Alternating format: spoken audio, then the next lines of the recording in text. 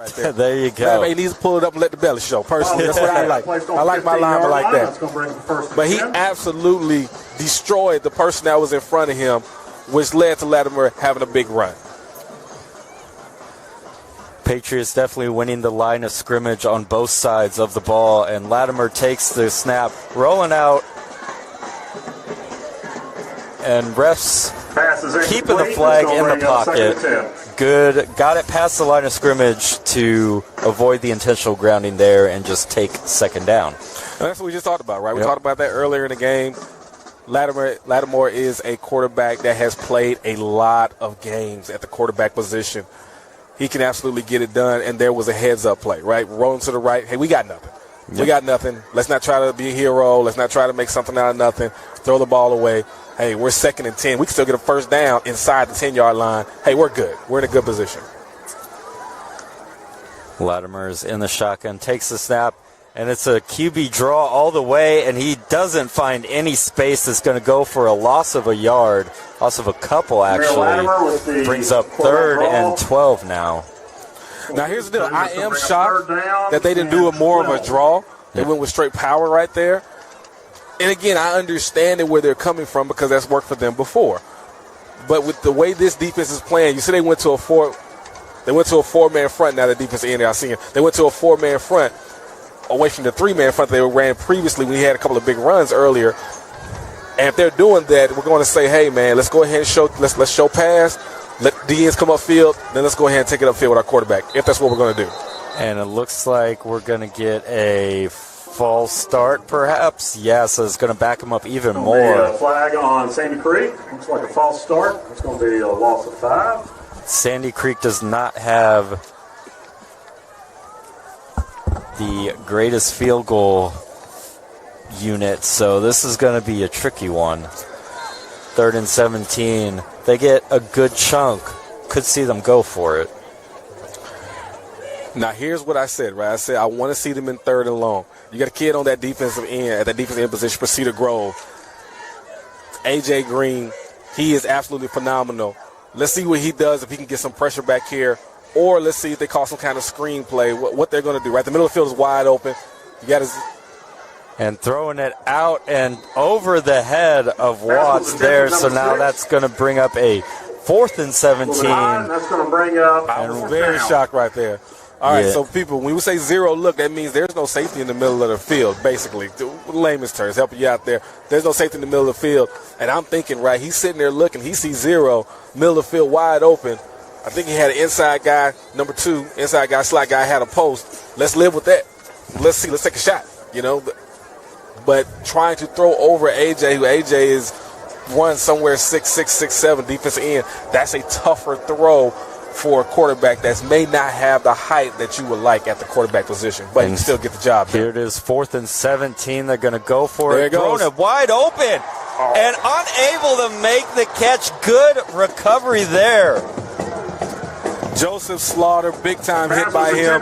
He was able to dislodge the ball from the receiver. But it's exactly what I told you, didn't I?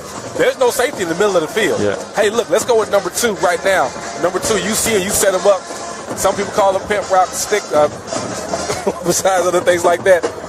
Either way, let's get open in the middle. Let's run a post, and let's go ahead and get where we need to get to score this touchdown. They did it. They called it. He saw it the first time where he missed it. He come back to it the second time, made the right read, got the ball out. But great job by Joseph Slaughter as he was going ahead, knock the ball out, and it helped. The play was there, as open as you possibly could be on 4th and 17. But like you said, great recovery speed by Slaughter to dislodge that ball and do it cleanly at that. So maybe this is the break. Man, they got a little pressure. Cedar Grove was looking for. Great call. Great call. Here's what Sandy Creek did. Sandy Creek let them go ahead and make that change. Once they made that change, as soon as they did it, it was man all the way. It was man all the way. They were bringing pressure. What they did is they said, okay, we're going to press number 2 down here to the bottom side of the field, which threw EJ off just enough that linebacker came off, and now he came into his window. So that way it created just a little bit of confusion that when that ball releases, he wants to, I wish I had that back. And here's the snap to Colson, 2nd and 10 now, and he gets it out to his back. That's Walker making men miss. Getting up over the 35-yard line. First down of the game for Cedar Grove. Bo Walker, a B2C All-American as a freshman and as an 8th grader, man. He's absolutely fantastic. He shows that he can run the ball between tackles and catch the ball out the backfield. And this is going out wide to Miami Jones, and a great wrap-up there by Travis Franklin, the cornerback for the Patriots. I know Travis Franklin's dad is loving that right now. He's going crazy. We were talking to him before the game down there. When you wanted that cheeseburger, we talked to him before the game. But here's the deal. They want to play fast. But Sandy Creek has the athletes to match up with how you want to play. So if you want to play fast, you want to run the screen game, you want to run the outside zone, that's fine. Sandy Creek can match up with that. Trips to the short side, trying to work the screen game, looking to make men miss. Not a lot there. That was Dalen Pinson, that was so that's always issues. Barry Jackson, the receiver there. That's always issues when you run a screen game against a very athletic secondary. They're not afraid of that. They're not afraid of walking up and go ahead and bring a problem to that, because here's what they're doing. They're showing off coverage. Closer to snap, they're walking down, which eliminates that screen. Now they're in trouble. Right now it's harder to block for those other receivers because they've eliminated space, slap hands, go back there and make a play. This is now 3rd and 9. As you see, they called it off right there. A lot of so this is a chess game. This is a chess game where I love what's going on. You saw a coach say, hold on, hey, we're good. Let's call this timeout. We've got a timeout called by the Patriots. That'll be their second of the half. So what Sandy Creek is trying to do, they're trying to confuse EJ. That's really what they're trying to do. So EJ is saying, okay, hey, we can go to our screen game, but right now, obviously they're not going to run RPO because there's no running back in the backfield. Right. But what he's seeing is he's seeing off coverage, but right before snap, that secondary is walking down and pressing the inside guys. And when they start pressing the inside guys, now that throws your timing off. And you throw your timing off, now you're in trouble. And what they're making him do is they're making him leak to his left side. Yep. He's a right-handed quarterback. They're making him leak to his left side. And now the pass will not be as accurate if he was going to his right side. So it's a good game plan they have right here defensively. I'm actually enjoying watching it. I'm curious to see how Cedar Grove, with those amazing coaches they got over there, make the adjustments. And yeah, you said it. They definitely will make adjustments. They are too well coached not to. We got 5 receivers set now. It's 3rd and 9. I see they go to number 2. And a good job avoiding the sack. And Colson's going to take it himself. And he's right at the stick, and it looks like he's got the first. What a play there to avoid the pass rush and get an upfield for the first down by E.J. Colson.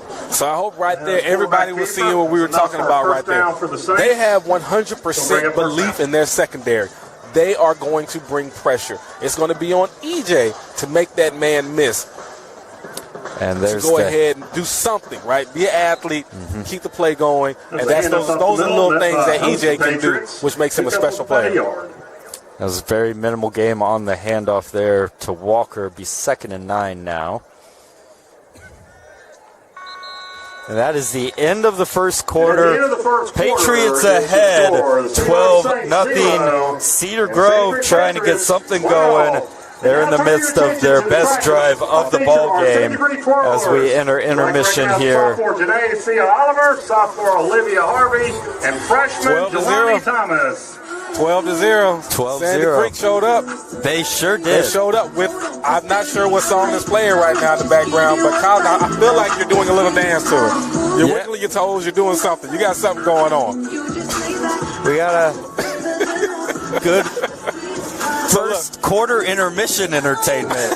I see. But I tell you what, man, that first quarter, it was all about Sandy Creek playing within themselves. That's what I loved about the play calling. I like what I've seen out of this coaching staff, because here's what they're saying. They're saying, look, I know Cedar Grove is big and bad on that defensive line. I know those defensive ends can get upfield. But what we got is a quarterback that can do some things that can put some pressure on this Cedar Grove defense. So when you play man, if you don't put a spy on it, you decide to bring pressure, we got that. We got that. We're going to block that up. Ashley Jackson. And if you do put a spy on it, now I know you have to go 0 across the board. And when you go 0 across the board, it leaves the middle of the field open. Field is flipped now as we start the second quarter. Colson takes the snap, bobbles it a little bit, trying to find space, and he's still on his feet, and he's just going to run out of room, and he gets dragged out of bounds, and there's a flag. That is not what the Patriots needed. They had such a good play, and there's a lot of extra activity here on the sidelines. We got to get everyone under control here. I'll tell you what, man, sometimes, guys, and I know we see the flags and everything like that going off, but sometimes it's just physical football. You got two teams that have come to play. Here's the deal. We used to call it back in the day, you have something I want. And on Cedar Grove side, you want something that I have. And I'm not giving it to you. And Sandy Creek saying, I want to take it from you. And so these two teams have come to play. Look, tempers flare a little bit, but they're going to be all right. Great coaches, like I said, they're going to go ahead and do what they need to do. Now, the penalty probably more than likely is going to go on Sandy Creek. It got a little physical going off the field.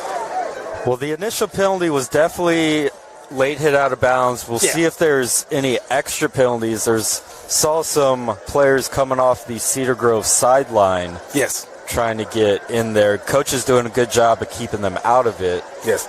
And I think what they got going on right now is just, look, those coaches right now are making sure none of their players get kicked out the game. Nothing crazy like that happens. I hope this reffing staff, this officiating crew understands, look, hey, guys, look, we're at a big-time game. These kids were excited all week to play each other. These fans wanted to get at each other, right? All those kind of different things was going on.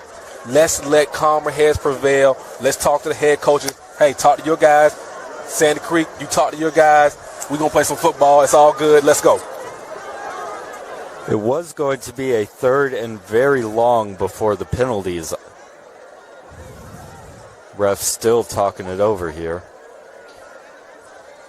We'll see how this, because here's the thing now, from this point, before this, Sandy Creek has played some clean football all the way through, which again, what I told you, that is something that they have to do. Keep the penalties to a minimum, stay ahead of the sticks if you want to beat this Cedar Grove team, because the last thing you need is that quarterback in third and long with AJ and those other guys on that defensive line coming up field and beating on you and pounding on your quarterback. You don't want that. Nope. It's going to make for a short night for Sandy Creek. Okay, they're gonna get the blinking them lights, but it ain't going to be what you think it is. So this penalty here, if it goes against them, and like I said, I hope they're not kicking nobody out the game, but this penalty goes against them, it's a 15-yarder, and now you're like, you're giving Cedar Grove more life. Right. You're giving Cedar Grove more life. And the more Cedar Grove plays, again, here's what I said. They've had a couple of losses. Look, the confidence is good. It's there. They just got to get it going. They're starting slow. They're starting slow because they're not playing in Mill Creek. They're not playing these other 7A teams that we talked about. They're playing Sandy Creek, which is a great team, great rivalry team for them. But the last thing they want to do is let Cedar Grove get going. It's the last thing they want to do. And this penalty here might have woke that Cedar Grove team up. Several things going on tomorrow here at Sandy Creek High School. Yeah, this is easily the best drive Cedar Grove has had. Their first two drives, 3 and outs. So gifting a first down here. I mean, seems cliche, but, Sandy Creek dominated that entire first quarter, but it's 12-0. You get a touchdown here, it's a whole new ballgame. I agree. In the student parking lot. So we want to also wish good luck as our student athletes begin trying out for basketball. That'll be taking place next week, so we've got a lot of things going on. All right, finally going to get the calls here. Personal foul, Sandy Creek. Personal foul, 2 personal fouls on Sandy Creek. Unsportsmanlike conduct on Sandy Creek. Unsportsmanlike conduct on Cedar Grove. So the unsportsmanlike conduct's offset. So it looks like we have 4 different penalties. Going to be on both sides. That's going to be offsetting penalties right there. So now I'm not sure. Do they all? They can't all offset. I think only one offset. For what he called. He called 2 personal fouls on Sandy Creek. They called sportsmanlike conduct on Sandy Creek and on Cedar Grove. So those 2 would cancel each other out, right? But if that's the case, that's 30 yards. They're about to walk off. I was going to say, I'm looking at the referee. He's getting his walking shoes ready. He got that look in his eye. Getting his steps in. Yeah, he's got that look in his eye. Here he goes. But I did not see anyone get ejected, so that is good. That is good. That would be a that's real good. shame. You hate to see that type of stuff in a big game. And I think those refs, look, they're writing down the names. Yeah. And here's the thing now. Those coaches got to let those players know that got those penalties on them. Hey, you can't get no more. Right. Or you can't play. They'll get you up out of here.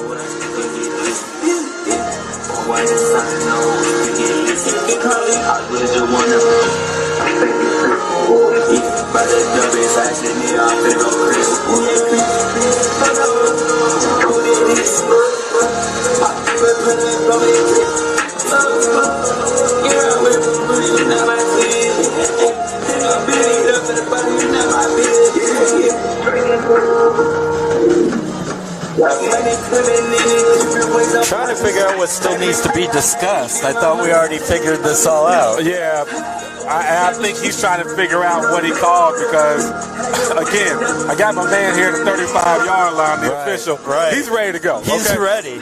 He's ready. Yeah, he's waiting for you to point the hand so he can go ahead and do his walking thing.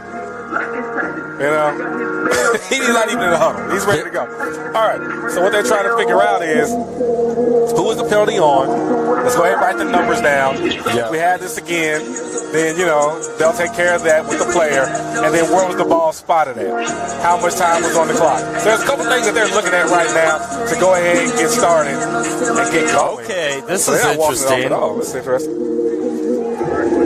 Closer to starting. I'm wondering if the official may have pointed the wrong direction for one of those I'm thinking that's personal what it was. fouls. That's probably so. Because with what he motioned, there's no way that ball should be where it is. Yeah. I mean, I think they had to tell the guy with the ball in his hand, the official with the ball in his hand. Because, again, he was looking at the goalpost, ready to walk that thing off there. Okay, personal foul, Sandy Creek. Personal foul, Sandy Creek. It's the same exact call that we just had. Oh, okay. Additional unsportsmanlike. Okay, 2 additional unsportsmanlikes to Cedar Grove, so 3 on each side. All right, so it's third That's down. why. So we got personal foul on Sandy Creek, but unsportsmanlike conduct. Yes. On okay. All right. So 2 personal fouls and an unsportsmanlike on Sandy Creek, 3 unsportsmanlike on Cedar Grove, which probably goes to the players leaving the bench. Probably so. That's what I would imagine. So sorted out, third and very long now, and it's going to heave down the sideline trying to get a receiver, and there's a pass interference. Flag is thrown. Flag on the play. I'll tell you what, maybe I need to be a little bit closer to see that flag there. Yeah. But I tell you what, it looked like good defense to me, but at the end of the day, I don't get paid to officiate games, so nobody cares about my opinion. But they're going to call a pass interference. Hey, good route. Way to believe in your player out there. EJ gets the ball deep to his player, and pass interference got called. I mean, that's the best you could hope for on a 3rd and 22. Yeah, man, about 3rd and I-85, right?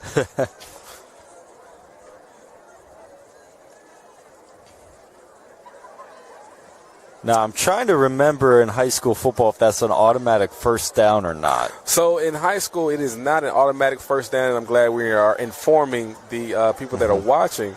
So in high school, all it is a walk-off, 15 yards. So it'll be 15 yards, so it'll be still 3rd down, but definitely much more manageable. Yes. 3rd and 7 now. 15-yard penalty. That's going to bring up 3rd and 8. Yeah, I really always felt they should have that rule in the pros. Just let it be a 15-yard penalty. Ooh, yeah. That spot foul is just so it's always a killer. Yeah, that could do some damage. You could have 50, 60-yard penalties on that. I feel like there should be variations of pass interference, like level 1, grade 1, grade 2.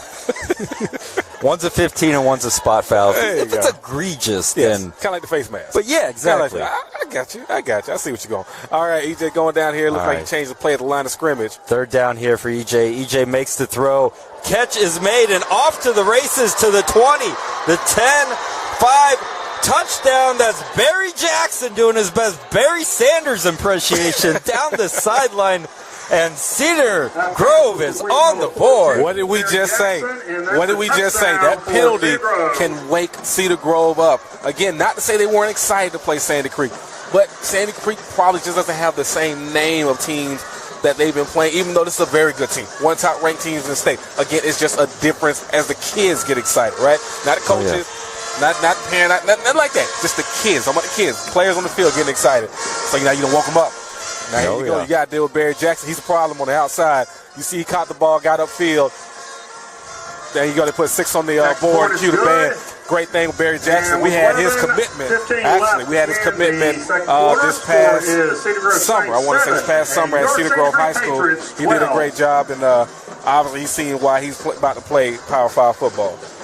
It's now 12-7. Extra point is good. And Barry Jackson got the pass, turned it upfield, split the 3 defenders, and just outran him the rest of the way for the touchdown. Got 11:05 on the board here, left in the first half. It is a brand new ball game. I wonder if the coaches from Nebraska were jumping up and down when they saw that. They always check on their players now. They always check on the ones that commit in, obviously the ones that they're trying to bring in. But can you imagine him doing that with the Cornhuskers next year? Ooh. He has the ability to do it. He sure does. Yes.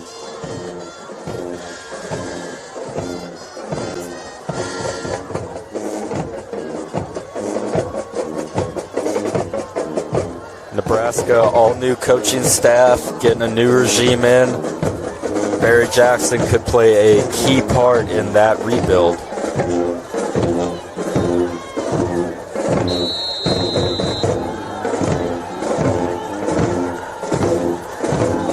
And here's the kick. It's going to be fielded at the 6, going up past the 20, and he's stopped right at the 20.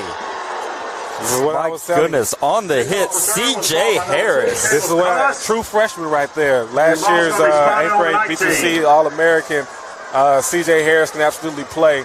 He's a hitter. He's a thumper. Right, linebacker of the year. He's that for a reason. But what did I say earlier?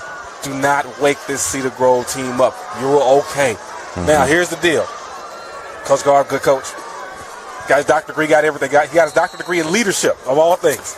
I didn't know you could do that. You can. You give a whole bunch of degrees out. You keep going. You keep going to school longer, but they keep something. My guy Evan there is laughing on the side. But here's the deal. He has to calm his guys down and say, okay, guys, we're okay. We're okay. Give me 4 yards. Mm-hmm. Right here, right now, give me 4 yards. Back to the original game script, and there's Latimer, and he's getting more than 4. He's up to the 40. 45, he's getting past midfield. Down to the 43-yard line of the Saints. Great call. By Jameer Latimer. They went back behind number 77, big fella. And they said, look, big fella, we're going to our money play. Our play is behind 43. You. It's not even a called play. It's probably just his number in the huddle. For first down. And we're going to go behind you, and we're going to pick up 4 yards. Again, what did I say? It's not about the big play or whatever. It's about doing what's comfortable, doing the plays that work. These are plays that work for them. Run the play, and guess what? Great block and something big happened out of it. And they got themselves out of trouble, flipped the field. Now they're on the other side of the 50. Also want to shout out Rich Van Zant, number 17, the receiver, blocking all the way down the field for Latimer, helping extend that gain. And here's the handoff. Looks like there's a fumble, beanbag thrown by the official. It looks like Sandy Creek will stay on top of that. Play, but Sandy Creek Patriots recovered. Recovered by Jarrell Joyner. Joyner, lineman for the Patriots, able to recover that fumble by Amari Latimer. That would have been a huge momentum changer right after the touchdown drive from Cedar Grove. It really would have been. As it stands, it is simply a 2nd and 10. And here's the thing. They're up by a score. Yep. It's a handoff to Latimer and stuffed up the middle there. That was Keith Bass. And also Amari Latimer. The lead that they have is not a type of lead that you feel comfortable with, right? They were up 12-0. Mm-hmm. Now it's 12-7. This is a lead you can chip into right here. But again, 3rd and long again. I'm curious to see what they do. Now, watch this right here. Cedar Grove has been bringing pressure on 3rd down. I wonder if they say, okay, hey, guys, we got burnt twice with that. Mm-hmm. Let's chill out. Let's chill out a little bit, right? We got athletes over here. Let's play football. Maybe go with a 2 high look. Let our defense do what they do. They got 1 high look. Let our defense do what they do and put a spy on him. Amari motions out wide. 5 receivers now in the formation. It looks like we're going to get a timeout by Cedar Grove. Little confusion in the secondary once Amari Latimer motioned out. So what was happening is they couldn't get their defense communicated across the field fast enough. And it looks like at one time they were walking up for a blitz, and if they were going to do that, they were going to be in trouble because now what you do is you leave these big running lanes open for Lattimore, and he's going to pick those yards up. Look, he's a playmaker. We've already seen that. That's already been established. Check that off on the box, okay? We already know what's going to happen with that. So I think now what they were trying to do is say, okay, hey, we're in one high. Either we're going to put a zone on this on one side, we're going to play man on the other, and we're going to play off and play with this spy. Or either way, the communication wasn't getting across all the way to the field because it looked like panic in the secondary. And not necessarily panic like they didn't know what to do. But, again, just the communication wasn't there. It's a big down. Definitely worth using a timeout for to get your defense in order. A little bit over 8 minutes to go in the second quarter. I'm interested to see what they come out here. I can see them motioning the running back out. Yep. Same exact look. Yep. To give it a more of a man look. Now they have man. So he knows this now. So let's see if they still go to blitz or go with a spy. That's what they're doing. See if they're going with a spy. Yep. And getting through, rolling out is Latimer. Can he find a receiver? Does not, just throws it up and out of bounds. It's going to be 4th down now. Great rush. That's going to bring up so 4th down. I wonder did Lattimore call a roll call on that, and people have various calls for it, lasso, rodeo, whatever it might be. I wonder if he called a roll on that. I'm curious to see. I'm watching here the interaction between him and the coach, because if they would have just left it in the pocket, they were fine. Right. They were fine because, again, when they motioned that man out, if you saw that safety walk down from that one high look, now they were in man. Okay, now we're in man. We have the middle field open to us. And it had to be some kind of miscommunication on that offensive line because all 3 defensive linemen got back there that quickly. Very fast. Yeah, something went wrong back there. Again, just communication. Now here, Barry Jackson, man, he's a beast in the return game. And the punt is away. It's a wobbler. It's going to drop. That's a great punt for them. And it's going to spin dead right at the 15. No return. It's going to be down at 15. Any punt you can do and not put the ball in the hands of Barry Jackson, is a good that's a great punt. 7, Sandy Creek 12. Because let me tell you, Barry Jackson run down the sideline on you screaming Cedar Grove, and the band's playing, and he's at the 20, 10, and end zone. The band going to start playing about the 20. Sandy Creek, thank all the helpers that are working at the gates tonight. We do appreciate your assistance, and we could not do it without you. Tell you what, man, great football weather. I love the Friday nights. The crowd's kind of finally getting in here. Student section for Sandy Creek. Good atmosphere for high school football tonight. That is true. And here's a handoff and awkward-looking tackle there.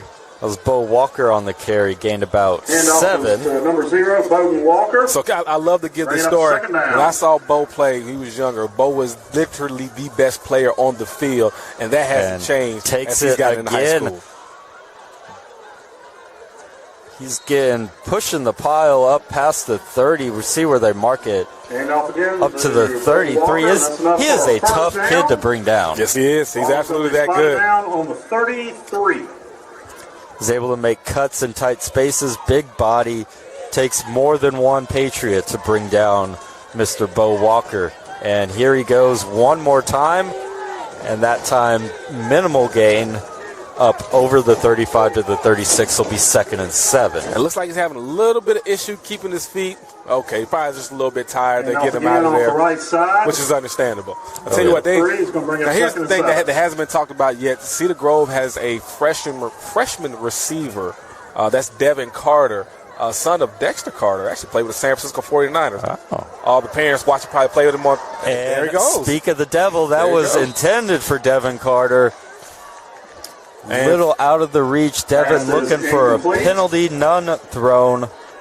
The 3rd down. And for those people trying to remember Dexter Carter, when we were younger, we played a game called Tecmo Bowl.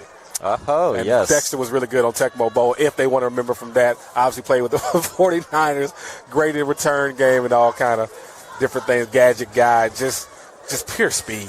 The infamous Bo Jackson Tecmo Bowl. I know everybody's listening right now is nodding their head. They ever play Tecmo Bowl. 3rd and 7. Trips to the near side. Single receiver up top. Colson takes a snap. He's going looking up top. Good route. He's found it, and that's Carter. And Carter spins, and he's going down the sideline. Oh, I got goosebumps up here watching the route being ran, man. As a former receiver, you love to see the routes being ran. He set him up off the line of scrimmage. Boom, game 2, got outside. Game 2 inside, got outside. Showed release, good release. It was a more release, must release outside. Looked like he was going to go deep. Turned it around, put his foot in the ground, turned around for that curl. Great job. And here's up top, and that's going to be a touchdown to Ricky Lee. Ricky Lee committed to UConn with Barry Jackson. Look at the energy of E.J. Colson. I told everybody earlier, this is what I said. If we wake this Cedar Grove team up with the penalty and the excitement that happened right there, because again, here's what I said. They started lackadaisical. They weren't taking Sandy Creek for granted, but again, they started lackadaisical. The excitement, coach, we playing Sandy Creek. We had them last year. They came back on us. I get it. I understand. I understand what happened. But now they woke him up, and here we go. Here we go. Now what Sandy Creek has to do, Coach Garver over there has to do, is just calm his team down. Hey, guys, let's go ahead and get 4 yards on first down, and with 3 yards on second down, and let's pick up the first down. And it's okay with that philosophy. Let's go ahead and live with that, and let's go ahead and continue to move the sticks, and we are going to be all right. And let them know it's just 14-12. We're still okay. It's just 14-12. We're all right. We're playing ball. Our quarterback is playing well. Had to be some miscommunication up front, but we all right. On Cedar Grove side now, Cedar Grove's rolling. They're excited. The parents are not in the stands no more. You see, they on their feet. They stand up. They're down there by the bottom row. Right? When they get by the bottom row, that's when you know they're involved. Oh, right? yeah. Oh, yeah. That's when they yell it out to the sons or whoever. Right. You know, everybody becomes the coach then. The band's playing. Everybody's excited. They got big plays going on. And here's the deal. To stop this Cedar Grove team, you have to calm everybody down and say, guys, we're okay. We're in position. We've been playing good football. We've just given up some big plays here and there. Let's get back again to doing what we're doing. And what a tale of 2 quarters. All Sandy Creek in the first quarter, all Cedar Grove here in the second quarter. Both teams got a lick in, and now it's up to Sandy Creek to respond the same way Cedar Grove did. It is. I think they will, because the quarterback is that good. Latimer's that good. Here's the kick. Fielded at about the 8-yard line. Spinning around and finding the edge, getting to up past the 30-yard line. That was a little tricky move right there by Cost. Brought out to the Taylor's a fantastic football player. He's played in plenty of big games. The moment's not too big for him, right? That's the whole thing. When you see games like this, people start doing too much, and they start making mistakes. With Caleb, it's not too big. This is another Friday night for Caleb. Hey, look, this is no different than him going out and checking the mailbox. That's all it is. Getting on his phone, looking at the email, probably looking on his TikTok, all that kind of stuff. This is just a regular Friday afternoon for him, Friday evening. Now, again, what we said, can they just say go with the simple play, go with what works for them? Let's see if they go back to that quarterback power just to pick up something to calm everybody down. Caleb Cost prepared to play the SEC next year for North Carolina, and this is going to be a straight QB sneak by Latimer up to the 39-yard line. So 5 on first down. So you're saying get 5 on first. That's what we said. They're going to go back to that quarterback power on first down because it's safe, right? It's okay. Quarterback's fine. Took a little bit of a hit, but he's okay. They're probably going to hear you. Quarterback's hurting a little bit. They're probably going to run the ball a little bit of outside zone. Or if I'm looking at it, they're probably going to trap him inside, depending on the defense they line up in. Got 2 receivers out wide. Cost motions to the near side. Mari Latimer in the backfield. Latimer's rolling out, and he's going to take a hit and spun out of bounds, and that is a flag. And are we going to get another brawl, or Quarterback keeper. And looks like we got a flag on the play. Looks like the players have decided to keep cooler heads this time around, but that was I told you Lattimore had come to play. He's played a lot of games. This is a big game for him, true indeed, but he's excited to be here. He's ready to answer the call. Look, Cedar Grove comes down to score. They're excited. They got their fans going, hey, I tell you what, we got a quarterback over here, too. That's what Sandy Creek said. So not only does he run to the sideline, of course it looks like he's about to run out of bounds. No. I'm about to give you some of this right here. Yeah. Go ahead and drop the shoulder, get into it, get your team excited. Let's get back into it and let them know, hey, guys, we're here to play ball. We're not going to lay down. And after the 15-yard penalty, ball is on the Saints' 43-yard line. It's going to get the Patriots first down. Ball's going to be marked on a 43. Taking a look at Latimer there on the sideline, making sure he's all right.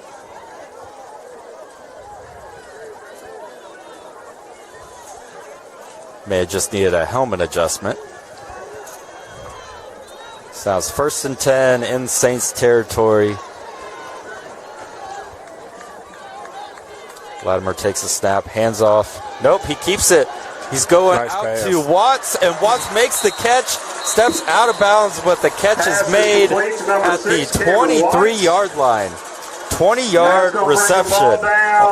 And for folks that have never had a chance to watch Lattimore play, flag on the play. Let's see what they call here. Yeah, While I take care of that, I'll finish my statement. For those that haven't had a chance to see Lattimore play, this is what he does.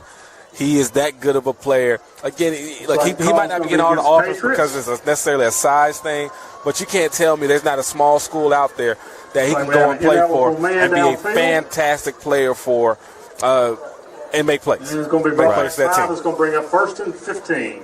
So ineligible man downfield for the Patriots is the call. Wipes out the 20-yard reception. It's now 1st and 15. Yeah, it looked like somebody got a little excited down there blocking. It was a really good fake. Latimer to Latimer. QB kept it. Lineman little too far, creeping downfield trying to find a block. So he has zero coverage right now. That's what he knows. Zero coverage with a spot. Screen out to Amari Latimer. A lot of space on the sideline. Lowering the helmet. Okay, so here's what he's looking at, guys. When Lattimore goes back to quarterback, he's looking at the offense and saying, okay, what do I have? All right? So he's going with his claps to see where the blitz is coming from. All right, he sees they're excited. They're showing blitz. Okay, we're good. Now, even if they're not showing blitz, it's still a zero call. Remember that. So if it's a zero call, it means everybody has somebody. But they're showing blitz. That means somebody's open. Hey, let's live with our running back. Let's throw it out the backfield. Let him pick up some yards because for that linebacker to cross the entire field and stay in front of that running back, it ain't going to happen. It's not going to happen. Not to say the young man doesn't have the ability, but that's a very hard play that guys on Sunday can't make. That's why you have your running back catch a pass out of the backfield. Two receivers to each side here. 2nd down. Amari motions wide. The blitz off. Oh, the snap is mishandled. Latimer is able to dive on it, but the play gets blown up. Wasn't sure he was expecting the snap at that point.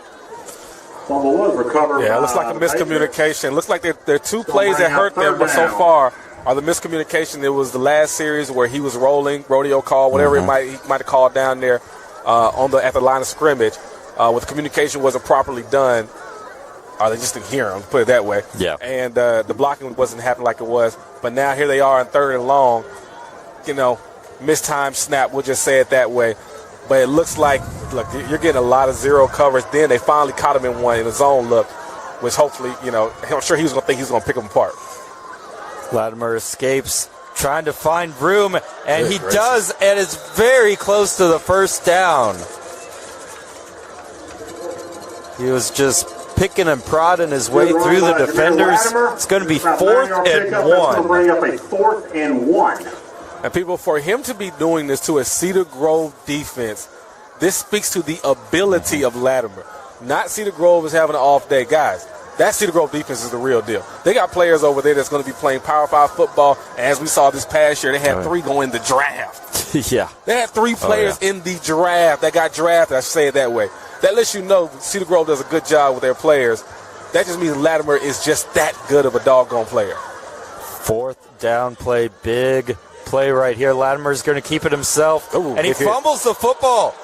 And we'll see who gets it. Big hit. It's recovered by Cedar Grove, but we'll see what the flag is. Big hit by Everett Jr. Good gracious almighty, laid that wood on that ball, came out. That's probably your only thing. That is going to be declined. Because he's not as big of a player. When you're running that quarterback power, which I was shocked they did that on that 4th and short there. When you run that quarterback power, you got some guys coming downhill. They're going to make some decisions. And even though he's tough enough to take it, yes, he is. He can take it. But every now and again, big, fast, strong is big, fast, strong. Big, fast, strong hits. And it hits real hard, and that ball came out. Great effort by Latimer trying to pick up the first down, but better play by Everett Jr. On the defensive side for Cedar Grove with the big hit. And I'm not so sure Latimer would have had the yardage even if he did not fumble the football. But at any rate, fumble recovered by Cedar Grove. Penalty was on Sandy Creek, obviously declined. And Cedar Grove up 14-12. We got 3:30 left until halftime. Minimal gain there by Smith. And outside of the big plays, Sandy Creek's defense played well. Oh, yeah. Yeah, they played well. It's just the big plays just hurt them right now. So let's see if they can stay disciplined. Like, they're leaving a man uncovered right now up top. Looks like Cedar Grove wasn't able to take advantage of it. Caleb Cost. Yeah, but they're having communication issues in the secondary. Cedar Grove, they got to tighten that back up before they come out at halftime. And here's the screen pass. That's to Jackson. Good tackling. Back to the line of scrimmage, so now it's a third down. Quickly going to be a 3rd and 8. That's going to bring up 3rd down. Under 3 minutes now. Yep. I'm impressed most by the great tackling that's going on by the Sandy Creek secondary.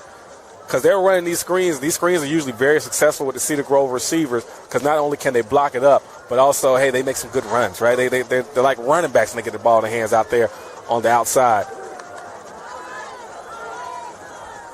And again, they walked it up. So let's see if it's going to be a bubble screen because they've eliminated outside receiver at number 1 with the man Colson takes the snap. Good job again. And good route, good catch for the first down. Believe that was Devin Carter out there. That's the freshman receiver we're talking about, man. Hey, man, somebody needs to start the All-American campaign up for him as a freshman. That's enough for a first down. Again, what I love about him is he is a route runner. He is putting pressure on that corner, right, to make him think he's going deep. Since he's walking your butt down here, okay, that's fine. But I'm going to go ahead and run you off, see what you can do, and give you this curl. Colson's going to keep himself. Carter trying to make the block for him. Gets about 5 yards on the first down Carter play. Is lucky they did not call holding on him. I was going to say. Yeah, because he was pulling. He was doing a little bit of pulling there, but they let his coach was talking to him. Hey, don't do that no more. Just run your feet, run your hands. You'll be fine. 2:02 until halftime here. Cedar Grove trying to get one last drive in, and nothing going there for Walker. Sandy Creek's D-line has done a really good job clogging up the middle. Yes, they have. Look, man, their front 7 is running to the ball. Like I said, we're seeing some good tackling. Sandy Creek is fine. They're just giving up stuff that, is tough for them. But here, look, if I'm Cedar Grove, I have a matchup problem out here with number 7, with Devin. Devin is winning his matchups. Go back to it. It's okay. Go back to it.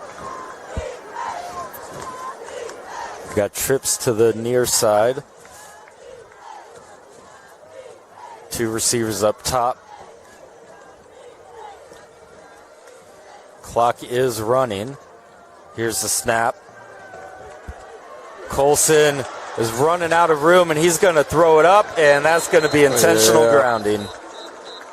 Yep. Pass is incomplete, but did not get outside of the pocket. There's another flag. Let's see what they're going to call, because he got a little bit of the face mask as well, but the call came from the side judge, so I'm thinking it's going to be an intentional grounding. But let's see. They usually give the quarterback the benefit of the doubt if somebody's 20 yards in the area, but let's see what happens.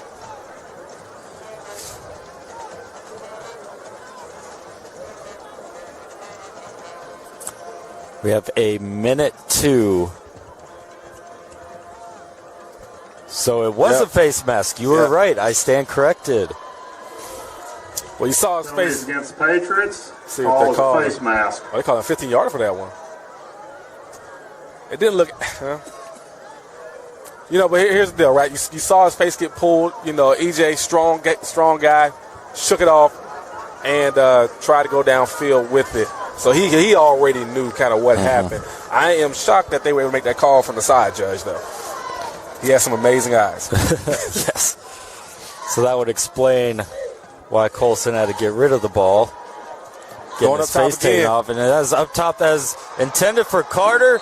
And there's no flag on the play. Good coverage there. That was Cameron Watts on the coverage of Devin Carter. We have this saying called "in your bag." I'm sure you've heard of that. You go to UGA. Devin Carter's in his bag right now. Yeah, Devin Carter is really looking like that guy right now. And I'm sorry, that was Devin Carter. Devin Carter's looking really, really good, and they can go to him anytime they want to. 56 seconds left until the half. 2nd and 10. The 39-yard line. Swing, screen pass out. Trying to get some room there. Wow. And we'll a little bit more commotion on the sideline. Now, if they call a late hit for that, that'll be. At the end of the day, it's a judgment call, so I understand. Coach, the referee wants to keep it clean. There's a flag. I don't know. Sometimes it's just good football, though, man. Sometimes it's just running to the ball, being active, and getting after it a little bit. We got face mask. Okay. Face mask. And that was Ricky Lee who got the screen pass. Face mask is going to walk it up the field even further at the 19-yard line now. Ricky Lee, the UConn commit, can do it a lot of ways, man. They use him a lot of ways. Matter of fact, when EJ went down early this year, they even had him at quarterback. He threw a touchdown pass. Goodness gracious. So Ricky Lee's a fantastic football player that can do a lot of good things for Cedar Grove. It's lined up at the running back position. Colson. Oh, good He's call. looking Ricky Lee's way, and it's a Ricky Lee touchdown. Wow, what a good. I love the play design that was on there, and I like the patience by EJ. Look, he went to read number one. It wasn't there, right? We're patient. Let our eyes go to our second option. He goes ahead and release the ball, hits Ricky Lee wide open, and you have a touchdown for Cedar Grove. And it looks like Cedar Grove is rolling. And what good teams do, they score right in the halftime. And they will get the ball to start the second half. Yep. The extra point is up and good. 21-12 is now the score. 41 seconds left in the half. Your score is Cedar Grove 21 and Sandy Creek 12. So on that play, Ricky Lee lined up in the running back position. Mm-hmm. You think that fooled Sandy Creek? Kind of just lost him because he was running by himself. It did. It looked like it. But if you see what they did, they gave you a couple different looks, right? So they gave you Ricky Lee and running back. So let's give it up for our Not only cheerleaders. it looked like he was going to block the defensive end for the jet sweep with Bo. With Bo Walker. So that didn't happen, right? So there was fake, there was action there, right? Getting eyes, misdirection, however you want to say it. We got eyes, though. We got eyes in the backfield. Now, once we got eyes in the backfield, somebody's going to slip out. Now it's on our quarterback to be smart enough and to process information fast enough, which EJ is good at doing, and go ahead and find the open man and get the touchdown, and that's what happened. 21-12, now the score.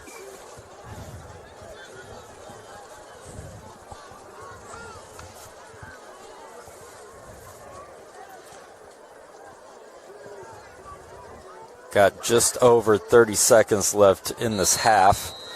See if Sandy Creek tries to do anything or if they just take a knee.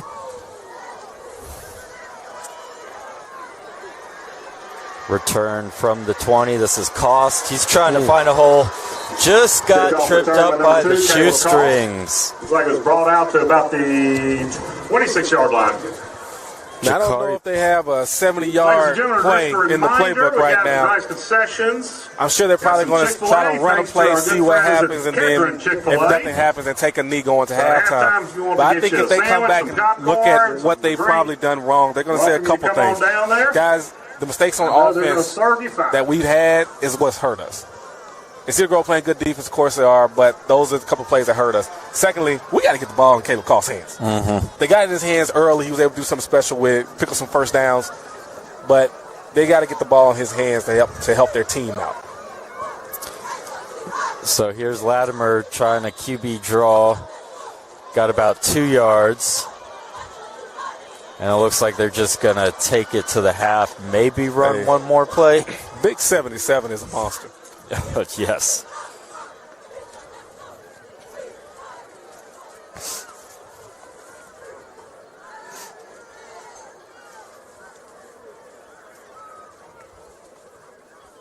.62", 355, number 77, Justin Moore. And you could see it from up here. So at halftime, it is visitors Cedar Grove 21 and Sandy Creek 12. Tell you what, man, good ball game first half. If you look at Cedar Grove, they started slow, finally got going, able to put some points on the scoreboard. Sandy Creek started getting – I'm surprised they went away from what they were doing. They ran Lattimore a little bit more than I expected. Instead of staying with the running back was Amari. Yep. Instead of letting him go ahead and get going and then go ahead and getting the ball to Cost. With Lattimore, ladies and gentlemen, we're going to have a couple he's a fantastic player, but at the same time, you want to kind of limit him in this first half. Say, hey, we want to hold on to you. Yes. So you don't take too much beating. Second half, I'm going to need you, though. Second half, we're going to call your mama. We're going to call daddy. We're going to let everybody know you're going to be a little beat up. We're going to have the ice bath ready for you. Matter of fact, you might have to come a little late to school on Monday, get some rest, heal up. And you're going to be all right. But I'm a little bit curious. They've used him so much the first half.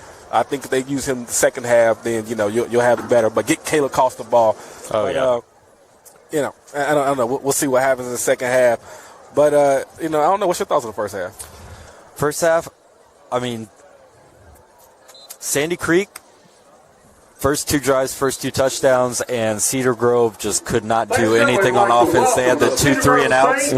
But then, Cedar Grove, well-coached school, well-coached team. They make the adjustments. They start trying to do more motion in the backfield. It wasn't just straight dive plays because, like I said, Sandy Creek's, their D-line, their front seven was shut down anything just straight up the middle.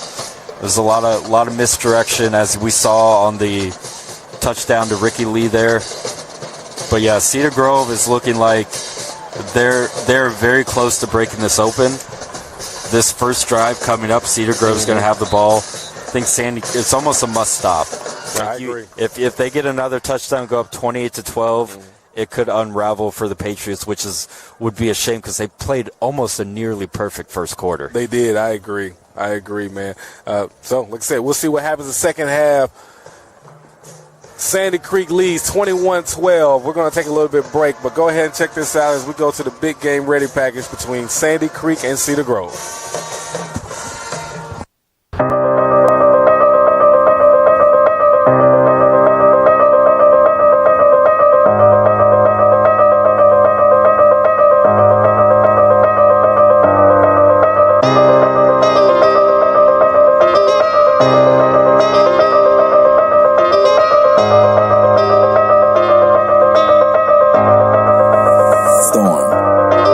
It's going to be a really big game for us. It's our second region contest. We're a small region, so wins and losses, or wins, I should say, are at a premium.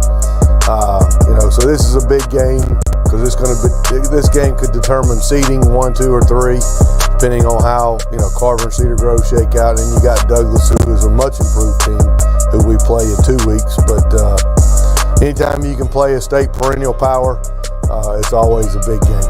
How big is this game? This is a big game for us. Last year, Sandy Creek was one of the teams that beat us. So we're looking for a really competitive game. We want to come out and put on the show. What makes Cedar Grove such a good team, they got a lot of athletes at a lot of different spots on all 3 levels of the field. We talk about D-line, they got one of the best D-lines in the state. Linebacker, they got a good linebacker crew, and they got a pretty good DB unit. So we got a challenge. Yes, sir. What makes Sandy Creek such a great team, they're very coachable. They play hard. Every play you see them on film, they playing hard. They never going through the motion. They always playing for one another. So they're going to be a great team to beat.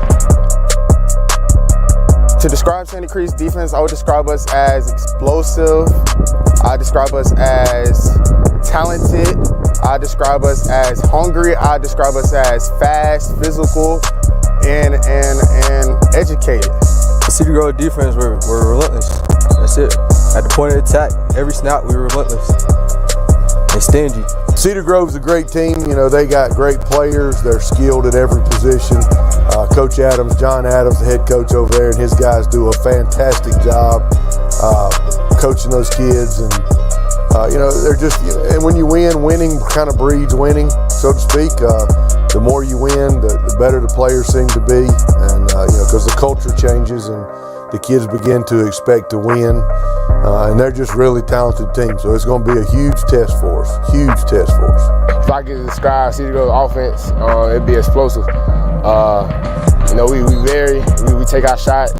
You know, our OC does a great job of setting it up. So we have the guys right here. We have the guys and the running backs. And, you know, our linemen just set all that up for us. So explosive.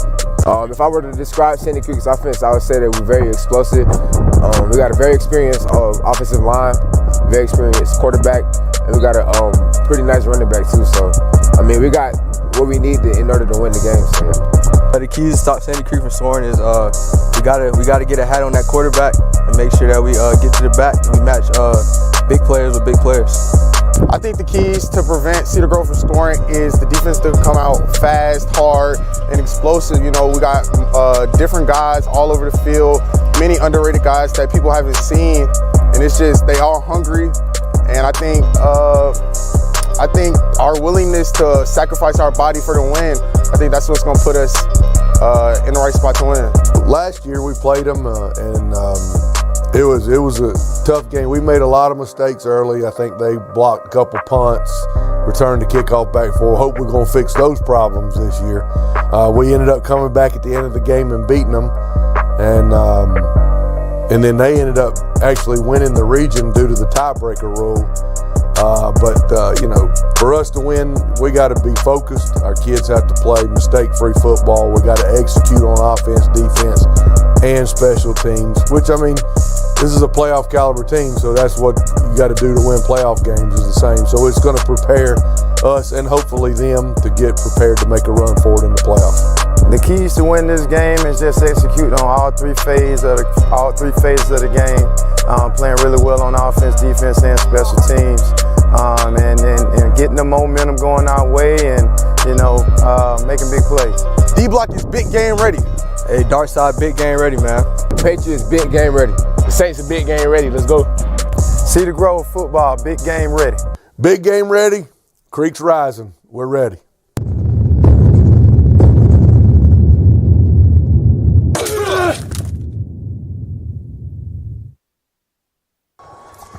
And we are back here halftime at Sandy Creek High School, where the Sandy Creek Patriots trail Cedar Grove 21-12. Going to go through the scores here around the state. Carrollton Trojans up 21-13 over the Westlake Lions. I think a lot of people wanted to see what Julian Lewis would do against this type of defense. The quarterback, the freshman quarterback, young man has won so many awards from us growing up, and who has gotten comparisons to another quarterback we had coming through. Obviously, you have Malik Willis, Justin Fields, but the quarterback would be Trevor Lawrence that came through B2C. And right now, his team, we'll say his team, is answering the call because that's what it's going to take to beat a very good Westlake team. Denmark up 23-14 over Lambert.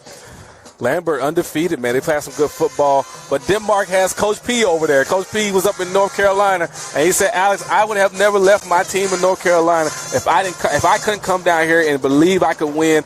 Coach P has been on the All-American coaching staff for Under Armour, a couple of other All-Star games, and he's got Denmark playing some really, really good football right now.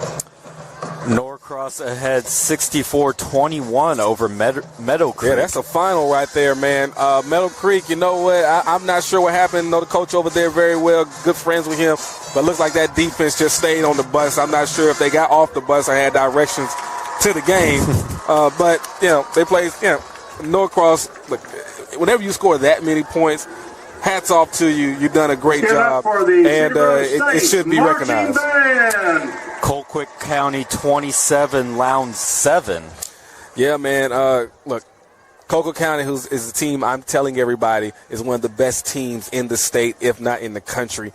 They're absolutely real deal. I know we talk a lot about Buford. I know I said on my show, Mill Creek is going to win the state championship, which I stand on that with 10 toes, man. 10 toes, Kyler. But if I think there's any team that could give them some issues, I do think it's Colquitt County, because Colquitt County they're just good, man. Plain and simple. South Gwinnett up 27-7 over Archer. My guy over there, Coach Brian Lamar, man, he's turning the program around with South Gwinnett.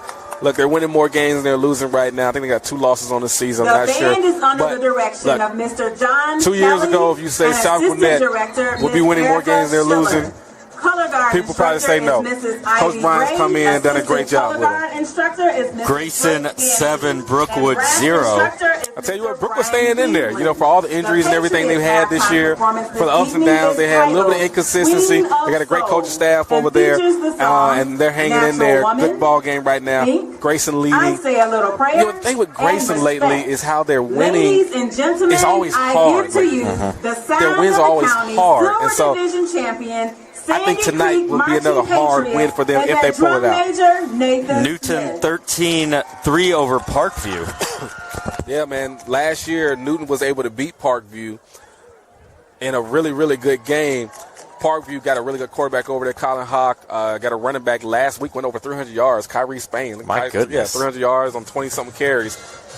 But obviously, Newton's doing something good over there. Newton has a freshman quarterback that started last week in Deron Benson. So, yeah, we'll see how they continue to do as we keep updates on that game. Walton 41-0 over Cherokee. Look, Walton mean business. Yeah. They lost a couple weeks ago against North Cobb. Last week you saw what they did against Kennesaw Mountain. You know, they put their foot around their derriere, and looks like they're doing the same thing. And that's their second quarter. Woo! Boy, they getting after them. And then North Cobb up 14-13 over Kennesaw Mountain. Coach Queen has to be up for Coach of the Year this year for North Cobb. He lost one of the best players in the state, in the country, in Malachi Singleton, who's headed Arkansas, the quarterback. And a lot of his offense was built around Malachi. And for them to lose him and to still be playing competitive football at this time, hats off to them, man. They're doing a great job. Buford 29-0 over Decula. It's the Buford way. That's all we can say, man. It's the Buford way. Had a big win last week against Mill Creek, and it looks like it's not stopping. I expect them to make a deep playoff run if they're able to do that, as long as they stay injury-free. And Mill Creek 44-0 over Collins Hill. And that's at the half, man. Mill Creek, look, last week I said it. I said it on the show. I think Mill Creek's going to win the state championship. They were going to lose that Buford game. That's what we said on the show. Because when you looked at it, the way Mill Creek was playing, they were starting so slow in the first half. And it's like they weren't waking up. Kind of like how Cedar Grove did tonight. Mm-hmm. They weren't waking up till something happened. And when they played Buford, that something happening was, now you down multiple touchdowns, you get your tail kicked, getting embarrassed out here, you tighten up. And so it looks like, here's what I'll say about Mill Creek. Mill Creek's that really nice car you got that's making some sounds, but you don't know what's wrong with it, but you okay, because you're like, I'll put some gas in it, get the oil change, I'm cool, I'm straight. But then you might be on a little date or something, you're driving that nice car, and that thing break down on you, and it's in the rain. This is the first time you took her out, and you're like, oh man, it's embarrassing. You go ahead and go get it fixed. You go get that car fixed. And that's what that Buford loss did for Mill Creek. They getting that car fixed, so to speak. And they're tightening it up. That's why you see they're up 44-0 at the half. You got Woodward Academy 35, Jonesboro 6. I like Woodward Academy, man. Woodward Academy has always been consistently good. Coach Ryan, I know him over there, has always done a good job. So I'm not shocked to see what's happening here. Got Hughes 21-0 over Noonan. I think at this point, everybody's wondering how good will Hughes be. Langston Hughes, excuse me. I think the main thing for Langston Hughes is they're going to have to guard against themselves, right? They're going to have to guard against being complacent, guard against saying, okay, hey, man, we're so dominant, nothing else really matters, and we can just walk through the season. But they got Coach Boone over there, who's a fantastic coach, look, this team lost last year to Buford in the game of the century, right? I was at a game watching party at that time, Christmas party, ugly sweater party. I didn't have an ugly sweater. I just had a T-shirt on and a jacket. Yeah, well, you know what I'm saying? It was what it was. I was the odd guy in there. But I was watching a great game because I decided for us to turn on the game on. But a good game. They lost last year against Buford. So they're motivated. They're locked in. But with them blowing through everybody, now they have to guard against saying, we have to stay locked in every game. We have to believe we're going to go 1-0 every game and approach every week like that. If they do that, I think they'll stay exactly where they need to be. Gainesville 20-7 over Shiloh. I like Coach Tino over there, man, with Shiloh. He's done a good job. It's just they just can't get over the hump for some reason, man. They have a tough time over there in Gainesville. So many talented players that come from Gainesville. It's such a well-ran machine over there that I'm not shocked exactly what Gainesville is doing. And for them to be winning is just kind of like, hey, Gainesville's winning. That's just kind of what they do. And then we got Dutchtown 40-6 over Locust Grove. That's second quarter there. Jeez. Yeah, I don't want to say it's getting out of hand. It's been out of hand. I'm curious to see what they have a freshman over there I like a whole lot, Mike Johnson, playing quarterback. They let him play a little bit, get him a little spot play. I'm curious to see what's going on over there and what they said about him. Creekside 49-0 over Villa Rica. Creekside, one of the better teams in the state. Look, it started a little bit slow. They lost one of their leaders kind of earlier in the season due to some rules that was going on at their school. And for them to be playing at a high level, to see that 49-0 score, I know the coaches are happy. Because what's been their issue the entire time is they've had a problem scoring points. And that's always been their thing. They've had a problem scoring points. And now it looks like putting up 49. Look, everybody's getting excited. Everybody's feeling good. Everybody's jumping around. Even substitute teachers, at the school are feeling good. You know what I'm saying? Go Creekside. So that's good to see them get on the board like that and playing some good football. Hiram's up 14-12 over Cass. I like Cass. I think Cass, when you look at them, Cass is such a young team. They got two tackles out there, left tackle, right tackle. One of them with Bear McWaters, and I'm assuming that's his family member at quarterback, Brody McWaters, playing some good football. Hiram, just an older team right now.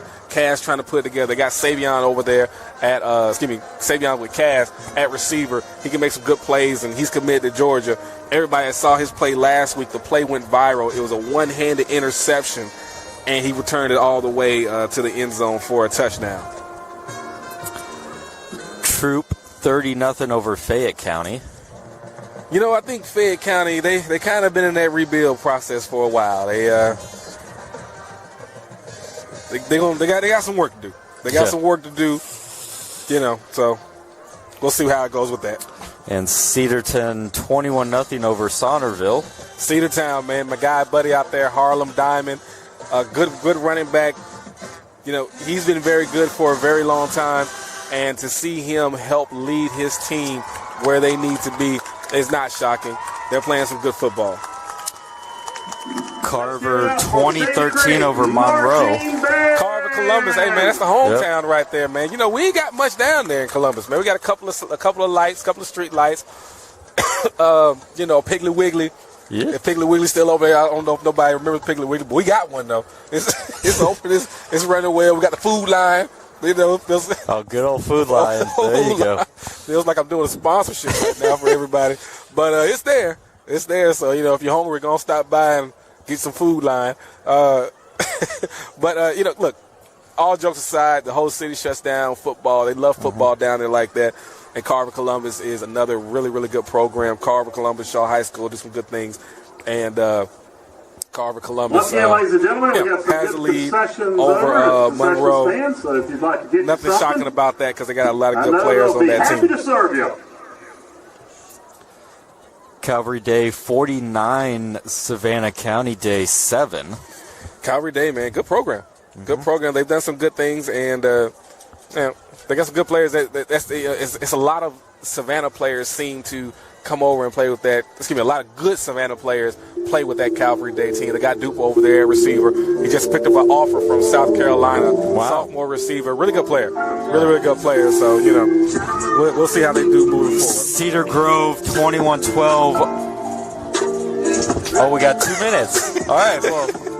Cedar Grove, 21-12. Yeah, Cedar Grove, 21-12. Sorry, I got over I was Sandy a little Creek.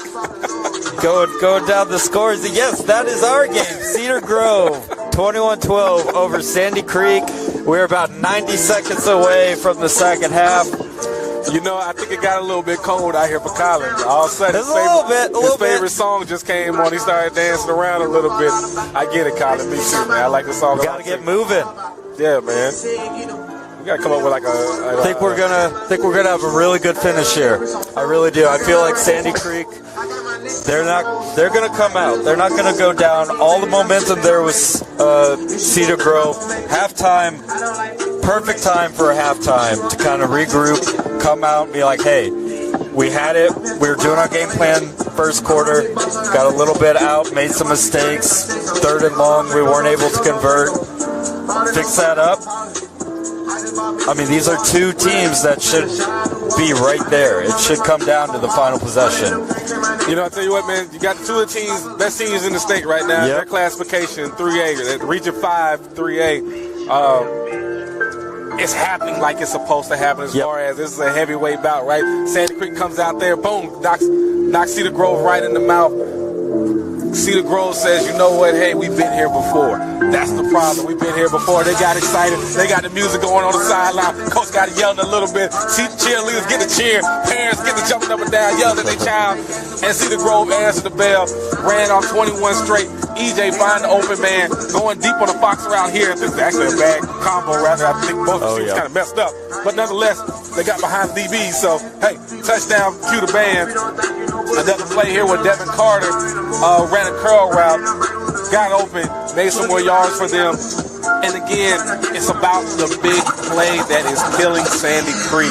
It is killing them. Every time after a penalty, Sandy Creek gives them a big play. Yeah. Every single time, and it's killing them. And I know that Coach Garvey over there is saying, guys, look, here's what's happened. We've given up penalties that we're better than. And once those penalties happen, we lose focus for a quick second, and it's touchdown. It's all been big plays. If you look at it, Cedar Grove really hasn't sustained a drive. Every time they've been forced to sustain a drive, they're punting. If there's not a big play in their drive, they are punting. With Sandy Creek, okay, hey, we got to say, look, guys, Vladimir the man. Everybody knows that. Yeah. Student section knows that. The referees know that. I think the woman working the gate knows that. She doesn't really talk that much, but she knows it. Okay? So everybody knows that. Let's calm down with all that running with him. Let's hand the ball off, okay? Let's let our running backs pick up 3 yards, 3-4 yards. Like Michael Jackson song is playing here in the background. It's okay. Yeah. That's okay. Let it happen. Let him get 3 to 4 yards. We got Caleb Cost out there. Caleb Cost is a big physical receiver. He wants all the action. He wants whatever the DB's coming to give him. So let's give it to him right now. Let's go ahead and let him get upfield. And it's okay to have 5 yards. It's okay to have 6 yards. But let's stay ahead of the sticks. Let's play football. Let's be smart. And let's move down the field. Here's what's going to be so important for Sandy Creek coming out of halftime.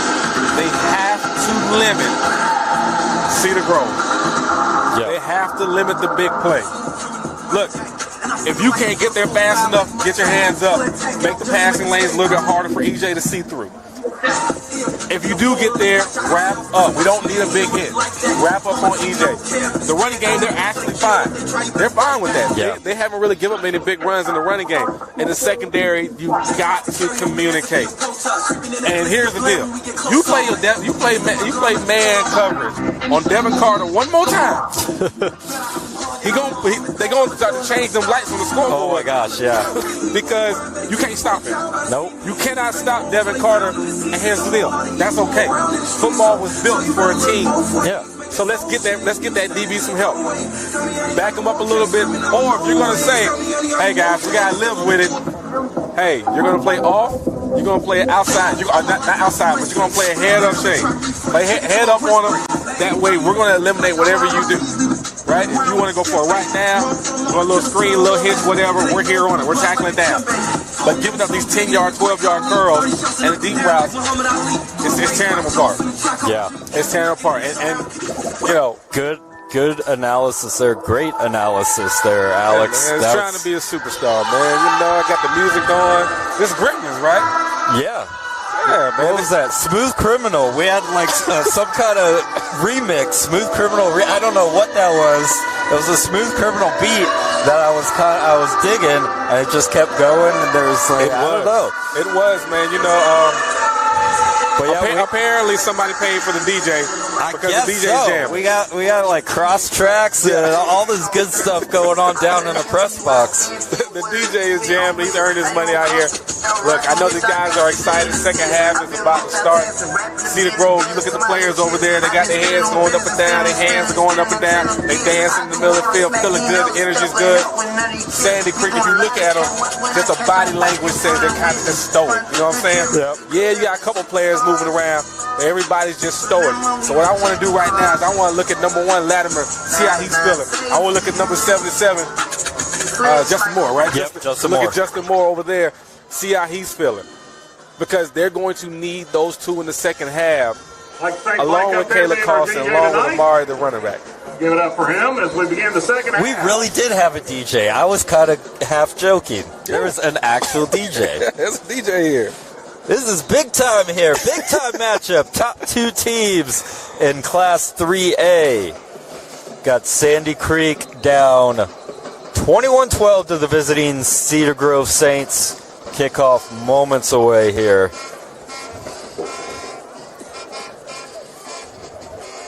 You know, that warmed me up. That DJ, that gave me the hype. That was the energy I needed. Hey, man, I told you, man.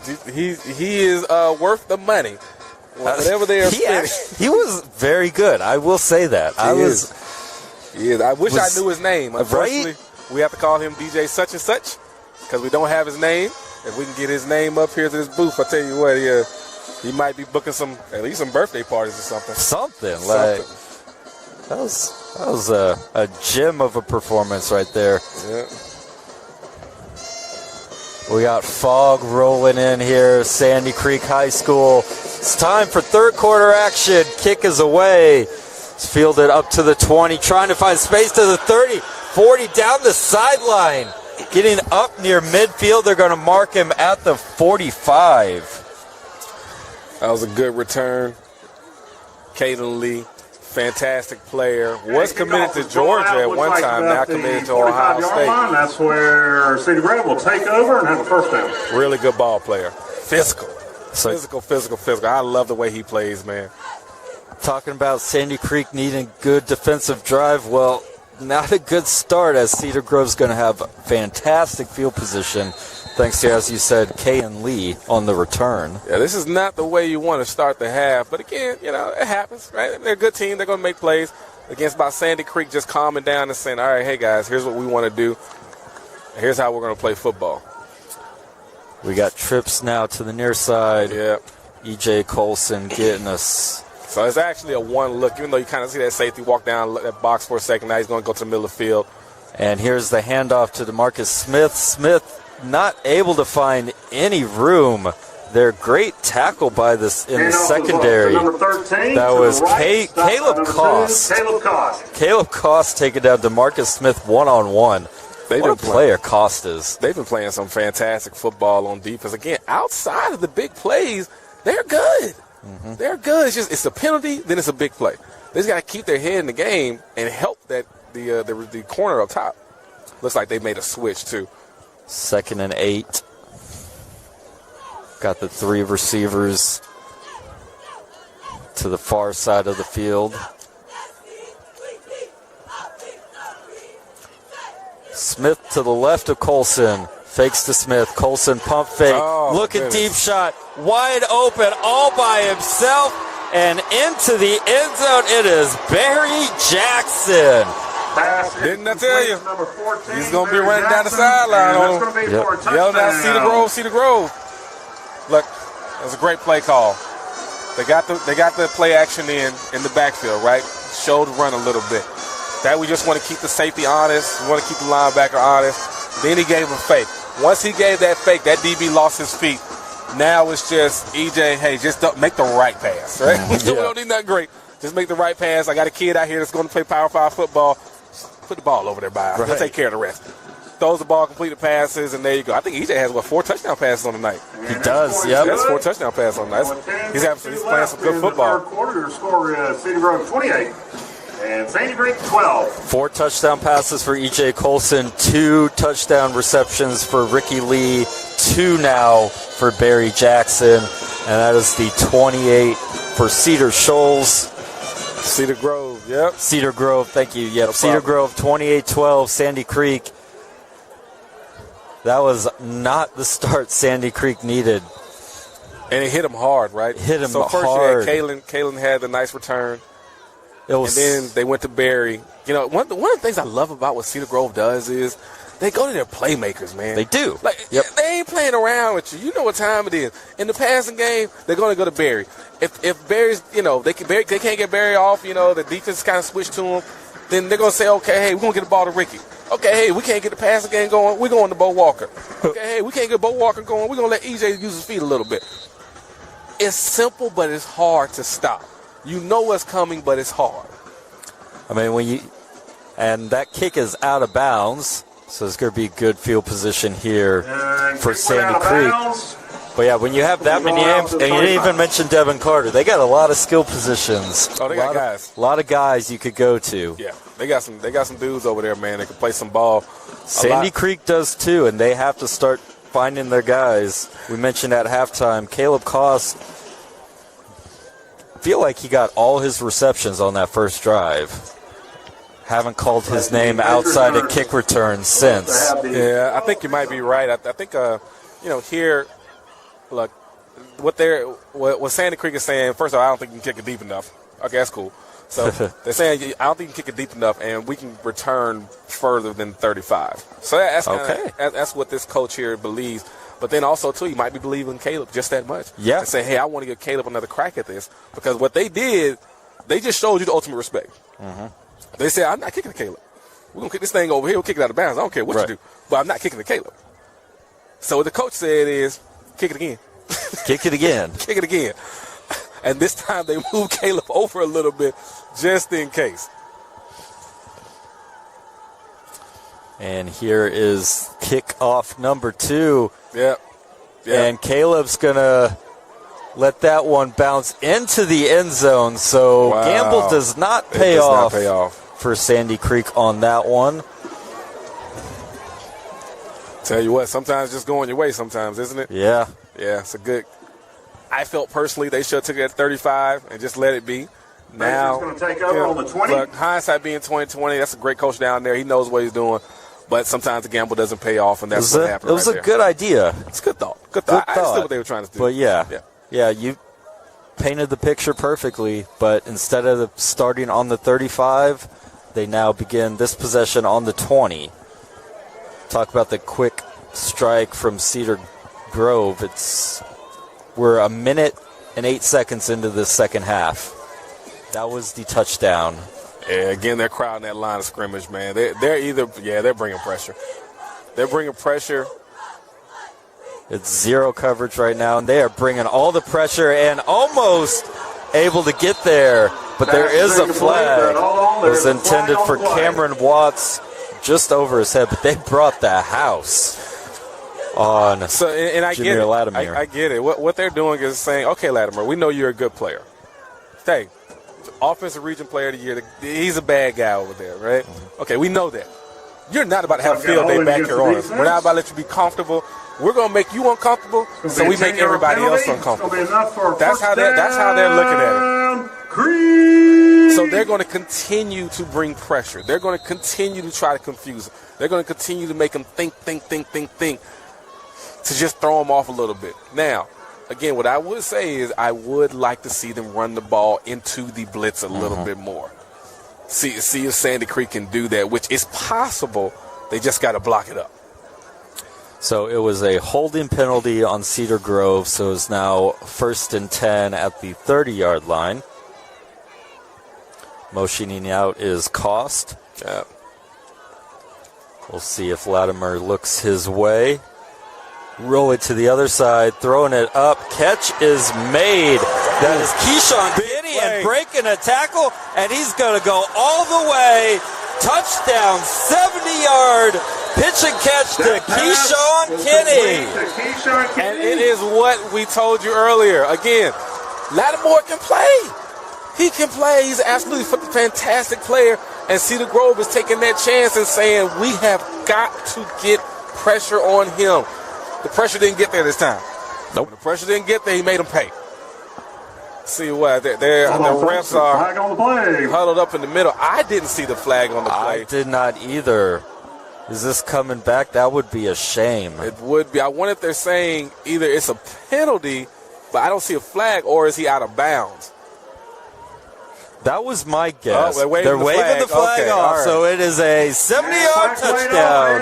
Yes, sir. That's going to be a touchdown. And again, Sandy Creek can match up with them. They have the athletes.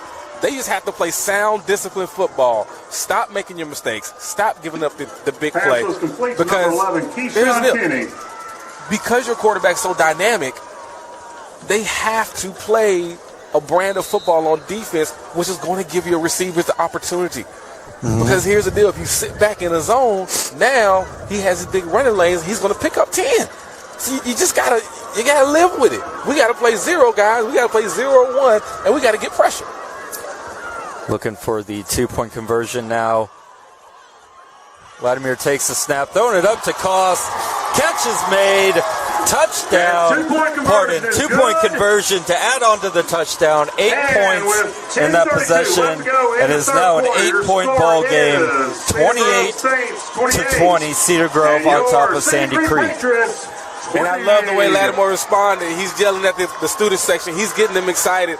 He is showing that, look, if Cedar Grove is bringing their A game, well, guess what? I got my A game too. Yep. And you got your guys, I got my guys, and we're going to show up. We're going to play 4 quarters. And this game right here, like you said earlier, it had a chance to get out of hand, but it looks like Sandy Creek is showing up, and this game could probably have a great finish for everybody at home watching it. Now, with that being said, we just said it. Sandy Creek playing good defense. They just got to stop giving up the big plays. If they can stop giving up the big plays, they can crack into the score even more and make it a little bit more competitive. But again, they got to start giving up the big plays. You got to force EJ, think and dunk, get down the field, and let's just see. Can he do it? Of course he can. He's just a fantastic quarterback. But we got to show him out here today. Can EJ go ahead and make them complete a drive down the field, 10-play type drive? Oh, yeah. Yeah, and if you thought that minute 8 opening touchdown drive for Cedar Grove was fast, well, that was a 20-second touchdown drive there for Sandy Creek. Yeah. We are not even 90 seconds into this second half, and we've seen 2 touchdowns. These teams have come to play. Great game going on right now.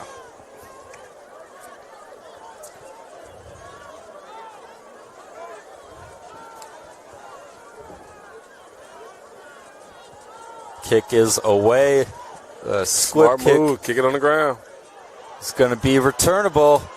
Trying to find the edge. That's Barry Jackson. And he's getting up across the 40-yard line. Another good return for Cedar Grove. Tell you what, in their return game, they're just scary at this point. Yeah. You know, at this point, look, man, sky the ball. And kickoff was brought back to the 41. Sky the ball. Let's make them call a fair catch. And let's live with them having the ball at the 30-yard line.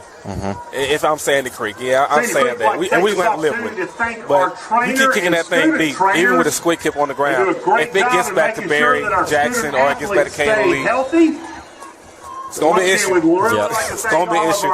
And you haven't shown that you can stay in front of them yet. And student trainers tonight. I mean, the squib kick took a perfect bounce right into the arms of Barry Jackson, and he took off.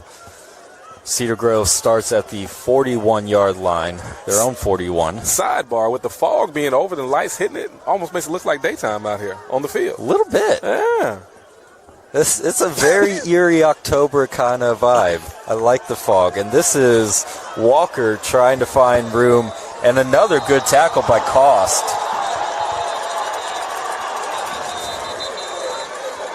And we got a bunch of flags. I like penalty on the play. I like the way Jalen Slaughter was leading around when he was pulling on that. Great blocking by him. But I tell you what we just said earlier, Sandy Creek's run defense is playing some fantastic football. Let's see what the call is going to be. Dead ball, personal foul on Cedar Grove. Cedar Grove. Looks like unnecessary roughness. It's going to move the ball back down to the 30. So it's going to be second down now at the 30. First down is across midfield. Second and 21 is what Cedar Grove will face. Looks like they got Ricky Lee on one side down here closer to us, bottom of the field. Yep. Ricky single to the near field. Two receivers up top, and it's going to Ricky. Ricky spinning out of a tackle, juking out of another, and he's getting up to the 46-yard line. UConn got a good one. They got a good one. They Obviously, sure did. He's going as a defensive back. One, Ricky Lee. But at wide receiver, I think this year he's shown how much of an athlete he is. Mm-hmm. You know, He'll bring third down and 4. He's showing how much of an athlete he is. And again, when we talk about Cedar Grove, they know how to use their playmakers and get that ball in their hands. It's 3rd and 4 now. 2nd and 21 turns to a 3rd and 4 thanks to Ricky Lee. Yeah, they can't give Ricky Lee no room like that no more. I think they just realized that. They got to walk him up. Here's the snap to Colson. Fakes, going over to the other side. That catch is made by Miami Jones. There is a flag. Probably an ineligible receiver downfield. Usually in those RPO sets, that's usually what you get sometimes. If they can't quite get the ball out quick enough.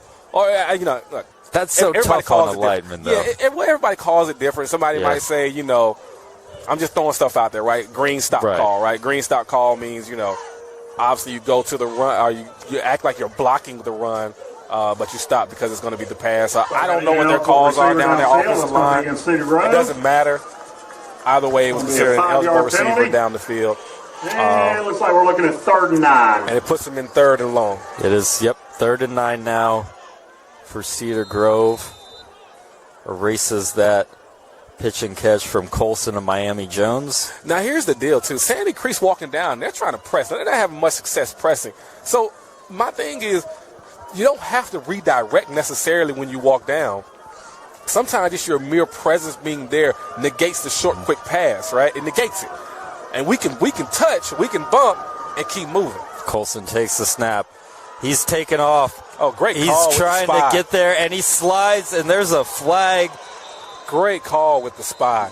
All right, so what they did is it's what we saw all night long. Both sides are doing the same thing. See a flag on the play here. Let's see what. That's going to bring up a 4th down. Let's see what happens here with this flag. I think we got a flag. And it looked like it might have been a late hit. Yeah, that's what we saw. So I'm not sure what the flag got dropped was, because I only saw it over here by the side. There's 2 different flags. Yeah, I saw it here by the side. Well, usually what happens is when an official sees somebody throw a flag, they'll throw another flag, just to, make sure. But I'm trying to see where the call came from, because I didn't see a flag come out initially.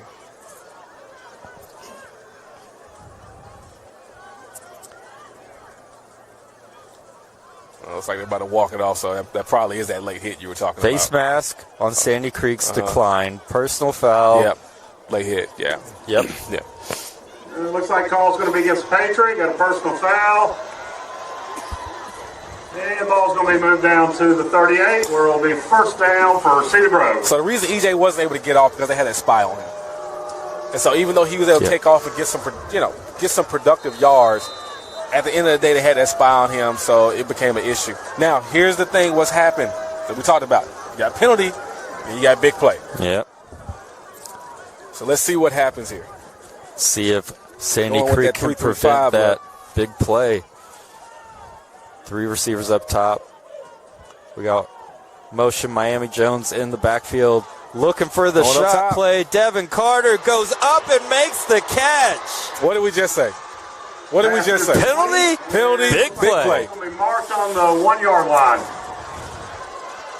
Devin Carter just boxed out the defensive back on that one. Makes the catch at the 1. I am surprised he got left alone on the inside with that.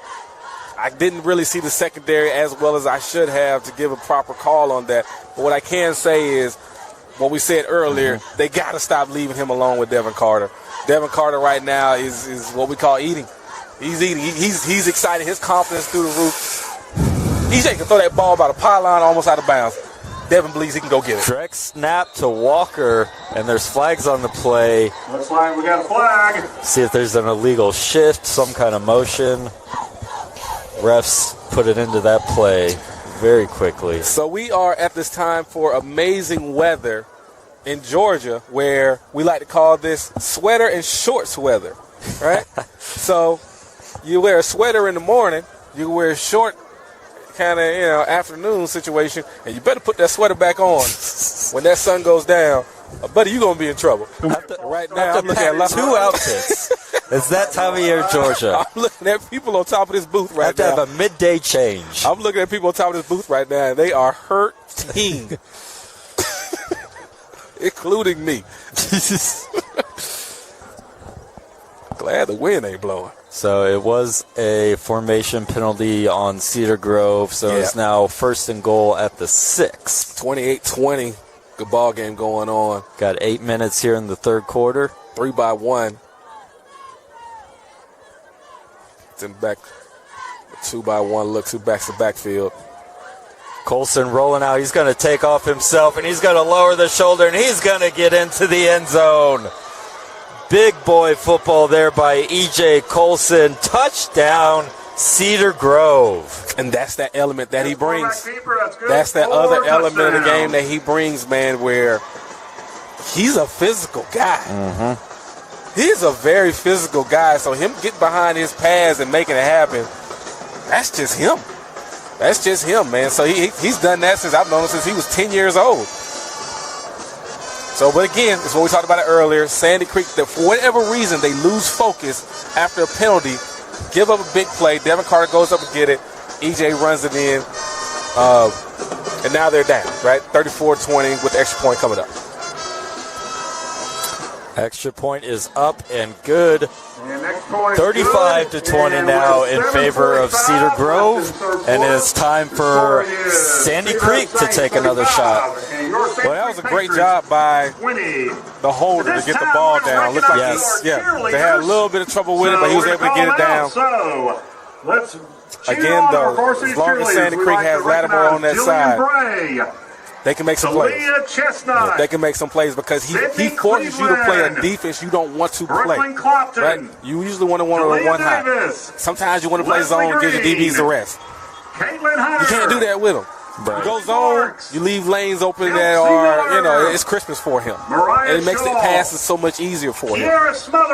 If you go man and you blitz, at least you can get some pressure on them. You can confuse them. You can show blitz, come off on that blitz. But at the end of the day, you have to have that spy. And so that's one man that he gets to account for himself.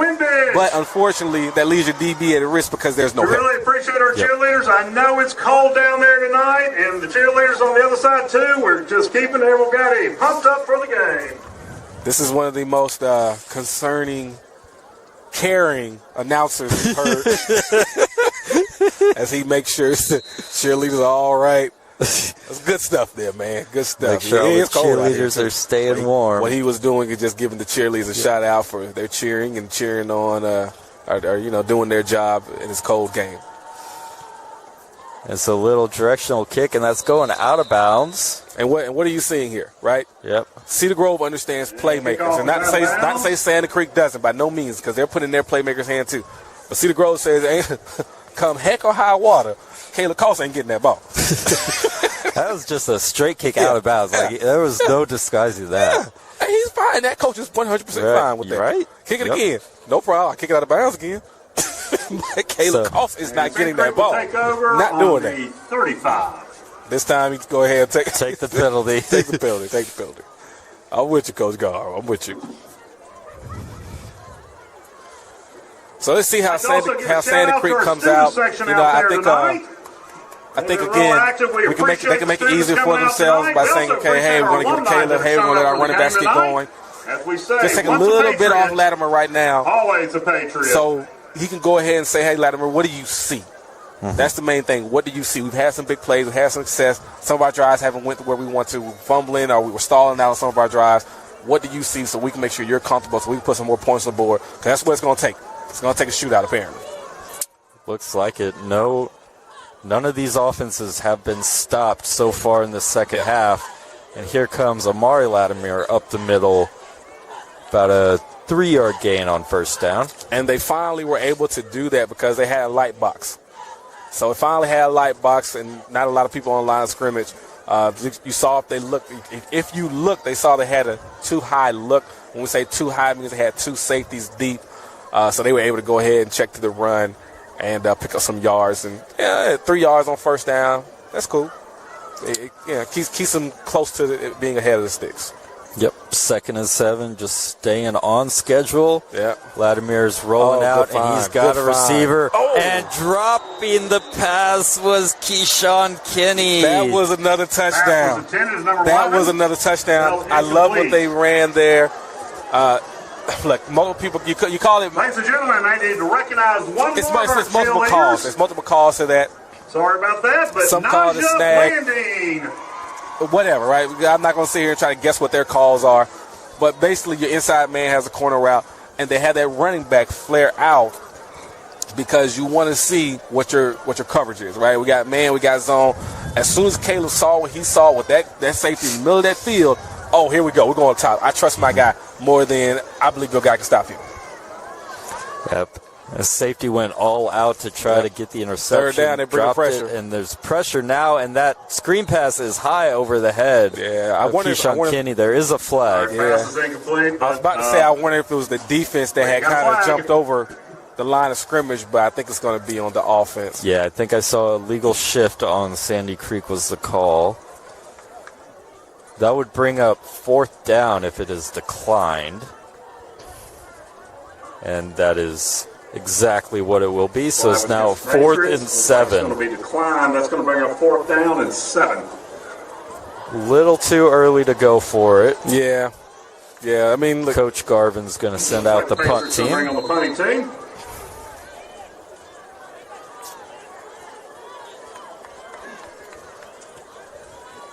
There's 6:54 left here in the third quarter. Cedar Grove up 35-20 over Sandy Creek. Got a timeout for Cedar Grove.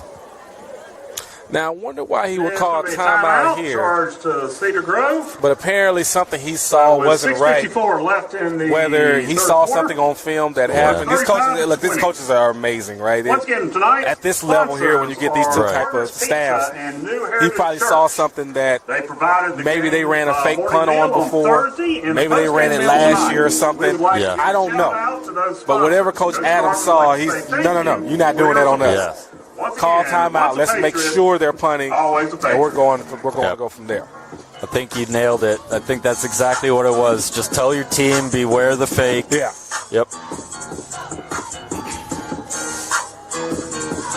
Because like you said, this game has the opportunity to get out of hand, and the reality of it is if Cedar Grove puts another one on the board, even though Sandy Creek can score fast as well, if they put another one on the board, it gets tough, right? And that drop pass that young man had just this current drive now becomes another drop pass. Now their confidence goes down a little bit. Now Sandy Creek is not playing Sandy Creek football. And here's the punt. It's going to get a nice roll down near the 20. It's going to be marked at the 21. And we got some extracurriculars going on. I think Cedar Grove is hurting themselves a little bit right now.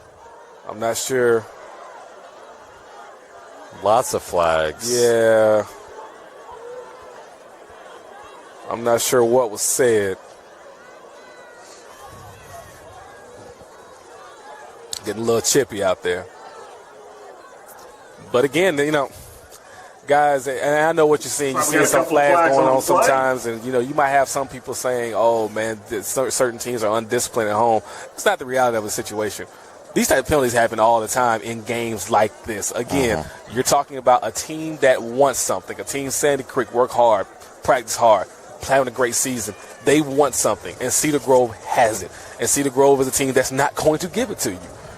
And so this is where that chippiness, so to speak, happens, because you have two teams competing on the field, and they are getting after each other's tail, and that's not going to stop. That's not going to stop. So when people see this game right here and say, oh, some teams are undisciplined, no, that's not it. That's not it. It's two very disciplined teams, two well-coached teams. Just the players, hey, sometimes it gets out of hand a little bit, but that's what the referees are for, to make sure everything stays in line. We'll see what the officials' decision on this, how they divvy up the penalties. Personal foul, Sandy Creek. Personal foul, Cedar Grove. Offset. Oh, sportsmanlike. Yes, it'll be a first down still, Cedar Grove. Yeah. Okay. That's what I was thinking. I was wondering why they were running the offense back out there. It looks like Sandy Creek was saying the offense was supposed to get back on the field, but they got it situated, got the call situated. Yep. There's no way that can be a dead ball foul. Right. It's all after the play. This is after the play. So it doesn't matter what Cedar Grove can do. Cedar Grove can hit they can do some other things, and still won't matter. It'll still be Cedar Grove ball.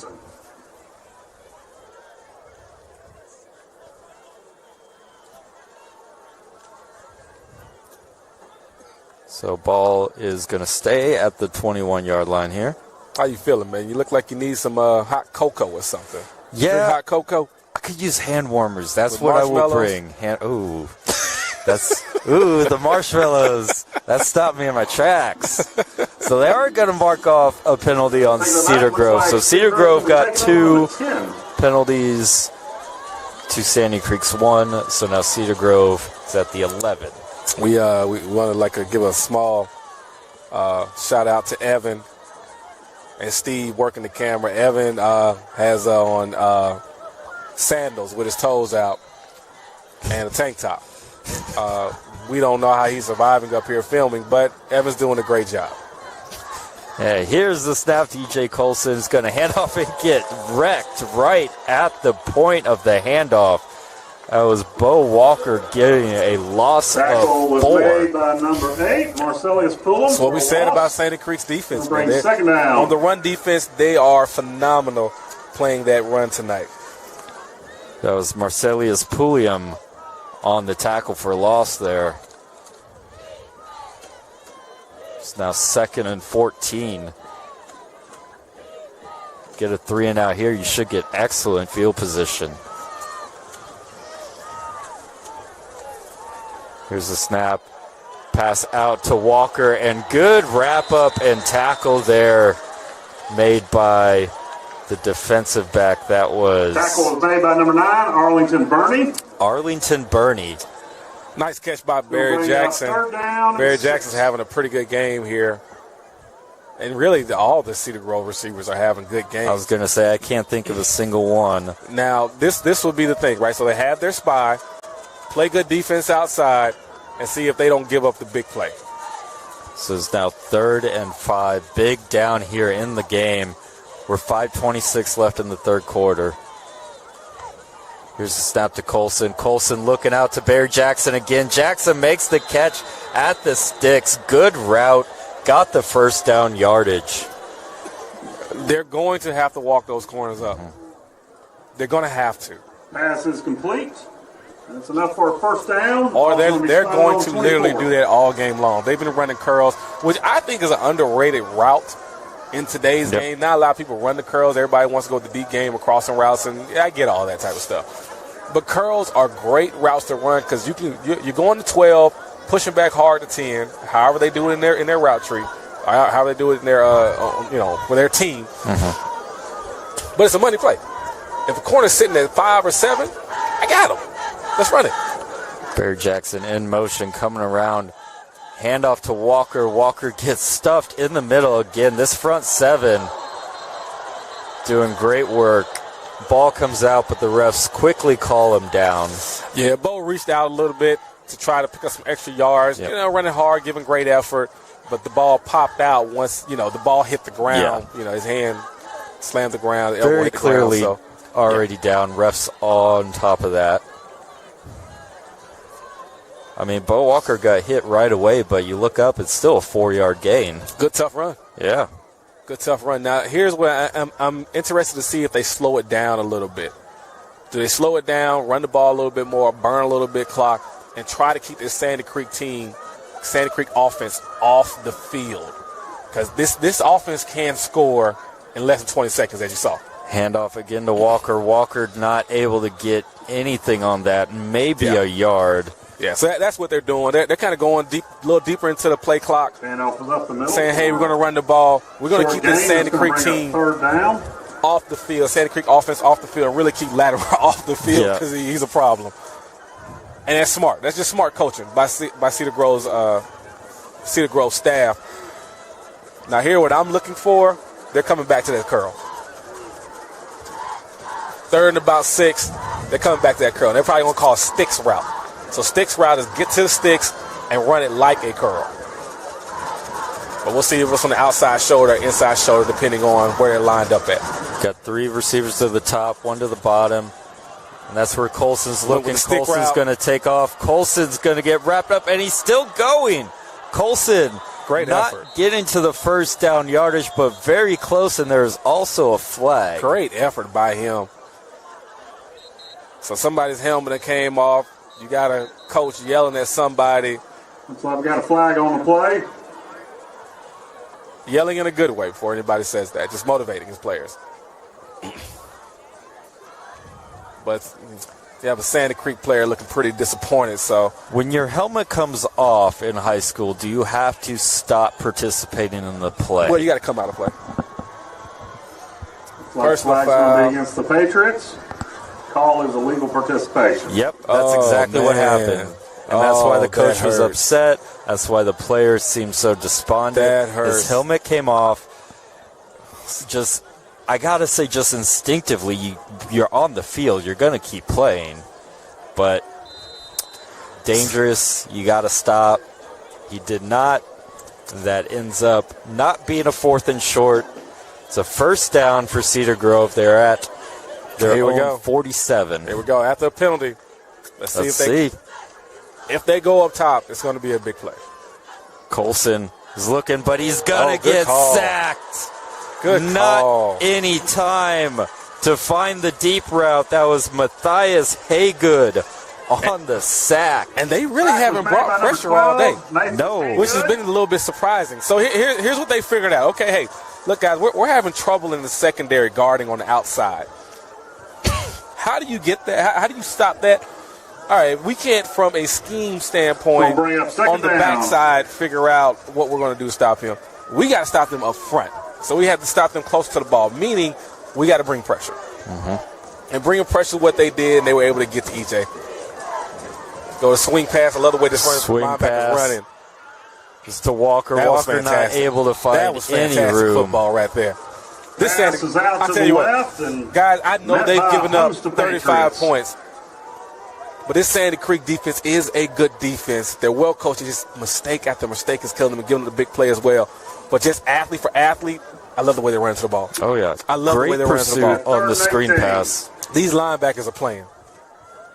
And this is a very, very good Cedar Grove offense that they're going against right now. It's now 3rd and 13. Sandy Creek has to get off the field here. We're a minute left in the 3rd quarter.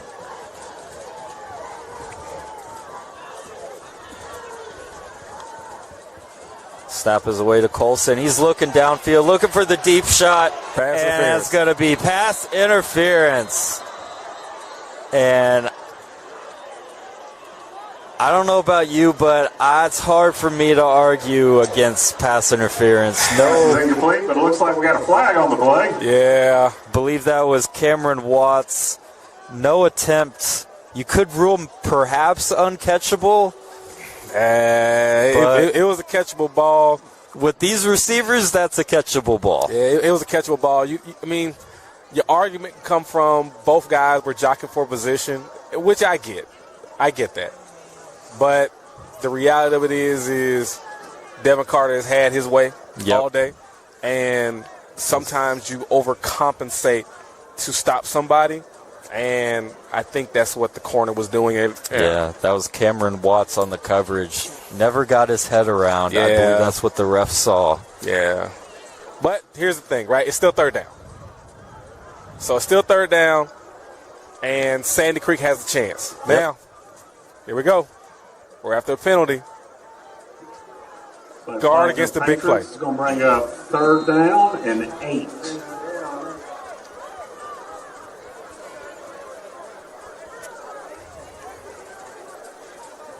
And at this point, at number six, Cameron, he has to kind of start taking his cues, right? So let's see where the receiver's lined up. That'll let you know if he's going inside, outside, or across. You know, and just taking his cues and understanding from there. Because right now, he's alone. He's alone. And if I'm looking easy, I'm going back up top to him. And getting pressure, evading that, and throwing it Great out decision. to his safe option. And going to check the number on that. That was Jakari Ponder. Great decision. EJ looks for it.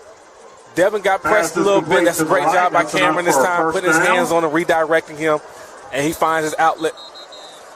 So they call timeout Sandy Creek. But he found his outlet receiver. Right, we said, right? Yep. The speed is there for a reason with EJ. And it's not necessarily a run, right? We're not an athlete playing quarterback. EJ's better than that. He's a quarterback that is athletic. So he can buy time with his feet. Went to the left, wasn't nothing there. Okay, hey, let's go ahead and get moving a little bit. Let's get some active feet. Rolls out to his right, sees his guy open. He says, hey, EJ, you know me. I go to school with you. I'm your teammate. I'm your homeboy. What's up, twin? Throw the ball this way. And that's what he did. And, they were able to pick up the first down. Cedar Grove parents and fans over there jumping up and down there excited. And it is 35-20 with Cedar Grove threatening to score and kind of get rid of those demons that happened last year. They were up 35-13 last year where Sandy Creek came roaring back. That was the first time we called Jakari Ponder's name, and great job, like you said, Colson, finding a safety valve. Fantastic player, man. Fantastic player. Look, and sometimes, look, you can call a play in the huddle. Now it's at the line of scrimmage, obviously. You can call the play, and you can have things just don't work. But that's why you have a playmaker back there. Yep. And that's what EJ is. He's a playmaker. He can do some things and help the team out. And here's EJ. He's running up right and wide open is Devin Carter for the touchdown. Touchdown, Devin Carter. 41-20 now in favor of the Saints. And they're doing the Antonio Brown dance. Put that stuff on. Obviously goes by different words, but, hey, man, you can't say that on this show. Devin Carter, I think that's 3 touchdowns on the day? I believe so. I know you got the numbers there. 3 so or 2. Ricky Lee had 2. Barry Jackson had 2. Devin has 1. I think that's, Devin. So that's Devin's first one. He had that post that he caught right by the end zone. Wasn't a touchdown. But Devin's having a fantastic freshman season. Look, man, we have the B2C Gala for the high school that's coming up in December. I wouldn't be shocked if he's up for freshman of the year. Oh, yeah. Him, Julian Lewis, Tyler Atkinson from Grayson, Julian Lewis, obviously from Carrollton. You got some really good ones there, playing some really good football. And Devin Carter has really helped change this game. Yeah. Because here's the deal. If I'm going to bracket Barry Jackson, or if I see Ricky Lee out there and we got eyes on him, Devin, you got to win. Yeah. Because you're going to get one-on-one all day long. And if you can't win, we can't be the team we want to be. So Devin, when you really, really break it down, Devin is the X factor for this whole team right now today because he's made plays and he has dominated outside and wide receiver right now today. It is 5 touchdown passes for E.J. Colson. 5 on the day? Yes. Devin Carter joining the touchdown party here. E.J. Colson also the 1 rushing touchdown, so all 6. 5 through the air, 1 through the ground. E.J. Colson having himself a night. Do you do a little dance to the Boosie song? Wipe Me Down? Do you? Do I? Do you have a dance to the Boosie song, Wipe Me Down? I do not have a dance to any song, Alex. Look at who you're talking to. There's a good return there for Koss getting over the 30-yard line. Colin, we have a little dance and a Boosie song, Wipe It Down. I have to show you. All right. Another time, obviously. Another time. It's too cold out here to be dancing. We're going to get some of that hot cocoa you said with the marshmallows. Ooh. Extra marshmallows. Extra too, huh? marshmallows. Don't hold back. Don't hold back with that one. So Sandy Creek coming out, now, unfortunately, they don't get to play with the sticks no more, right? So now you got to kind of go for, hey, if the big play is there, let's get it. At the same time, true indeed, you want to be patient and say, hey, let's pick up first downs. First downs equal touchdown. But they kind of got to get a little bit more now because the score's gotten a little bit out of hand for them. 24 seconds left in this third quarter. Time is running short for Sandy Creek. Here's the screen pass out wide. Trying to find room, and about 7 Cedar Grove defensive players making the tackle on Keyshawn Kinney. I know Coach Guard, and he's thinking in his mind, look, young man, get the ball, put your foot in the ground, and get upfield. If he could have that back, he would make that play better, and I know he would. He's a good player, young man from Sandy Creek. But right then, he just made a bad decision. He got dancing a little bit. And look, you don't get paid in football to dance. You get paid to go upfield. There you go. And the plays didn't work out for him like he wanted to. And that is the end of the third quarter. Cedar Grove 42, Sandy Creek 20. We got 12 more minutes in this ball game. What are you looking for out of Sandy Creek? Do you think they have another magical end to this game like they did last year against Cedar Grove, or Cedar Grove learned their lesson? Cedar Grove's a better team than last year because those coaches probably pounded in their head all year long, hey, when you let off the gas, here's what happened. Okay, so that's there, right? Then secondly, when you have emotions riding high, these coaches are competitors. Yep. I want to kick your tail. I want to send a message. Maybe not for this year, but for 3 years down the road, you know Cedar Grove hung a 50-piece on you. And I think that's what Cedar Grove is probably going to go for tonight. Yep. Understandable. Sorry. Understandable, totally get it. What Sandy Creek has to do is say, okay, guys, we don't have any 22-point plays in the playbook. Tonight. They've been doing a great job there. That's all right. Let's take care of right now. So if right now is 8 yards, okay. If right now is 16 yards, okay. But take care of right now and just take care of the ball, take care of every play, and that's how they have to look at it. Their start 2nd and 10 at their own 30-yard line. 5 receiver set, empty backfield.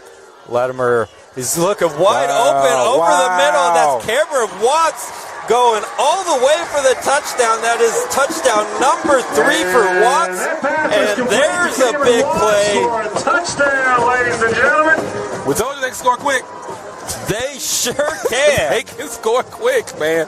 Here's, again, I'm going to tell everybody, you're like, why is this guy running open? They have a spy on Lattimore. So if they're not communicating, what they're doing is they're running a lot of motion. So that was shift that time. But they're running motion and shift because they know you have to spy Lattimore. And these are some great coaches over here on the offense side of the ball. And so when you do that and you're not communicating like you should, you saw here in the secondary, Kayla was screaming to the safety, whatever they were trying to adjust to. Apparently the communication didn't get to where it needed to get to, and now you have a man running free. You have a man running free because not only are you spying, but you're trying to bring pressure as well. So somewhere in there, the numbers aren't going to add up if we aren't communicating, if somebody's not saying, hey, you got him. As 2-point attempt converted to Koss. So it's now a 42-28. Left in the game. Good gracious. They score fast. 42, and your Sandy Creek Patriots 29. If they don't have that drop on that corner route in the third quarter, where he was most definitely going to score, the game is a little bit closer. One-score game. It's a one-score game. So even though Cameron, he's, not necessarily having the best day defensively, offensively, he's contributing. He's going to score 42-28. Yep. 3 touchdown receptions now for Cameron Watts. Haven't heard a lot out of Koss but Watts is definitely stepping up. And, I mean, if you're running wide open down the middle of the field, you're going to have a big day. Well, here's what they're looking at, right? So sometimes you can say a receiver's not going off, which is understandable, right? Because from a stats perspective, the numbers aren't there. But you see when they get down there on their extra point, they went to Caleb both of those two times. But because you can't bracket them basically. What's happening is the inside guy's Cam. He's going to have more flexibility because the middle of the field is open for him. Right. If he can win, then they make some big plays, and that's what they're doing. So here's the kick. Barry Jackson's going to field it about the 17-yard line. He's going up the seam, but over the 40-yard line yet again is where Cedar Grove will start. You know, here, whenever you watch a kick returner, always tell people, look at his feet. He'll let you know if he sees something. So if you see a kick returner kind of just jogging it a little bit, he's like at 70%, there's nothing really there. He's just saying, okay, I'm going to get what I can and get out of bounds. I get down. It is what it is. But if you see a kick returner and he gets it and he's jogging for a few steps and all of a sudden he kicks it in the top gear, he saw something. Mm-hmm. If he makes it out of that shoestring tackle there, he's probably still running. Well, not still running, but he's in the end zone. And they're not changing the lights, but Cedar Grove band's playing. It's now 42-28. Here's a handoff to Smith, I believe that was, gaining about 5 yards on the first down. I like what they did there. You know, at this point, Cedar Grove is saying, okay, hey, we got to run the ball for balance. And they haven't abandoned the run, true and deep, the entire game. So that kudos to them with their play calling. But stick with the run for balance, run to milk the clock a little bit. And keep Sandy Creek's offense off the field. Because apparently all they need is 20 seconds. Right. I was going to say, that is the strategy I would be running if I'm Cedar Grove. Just get this clock gone. And here is a handoff. That is the Ponder. And we got more after the play action here.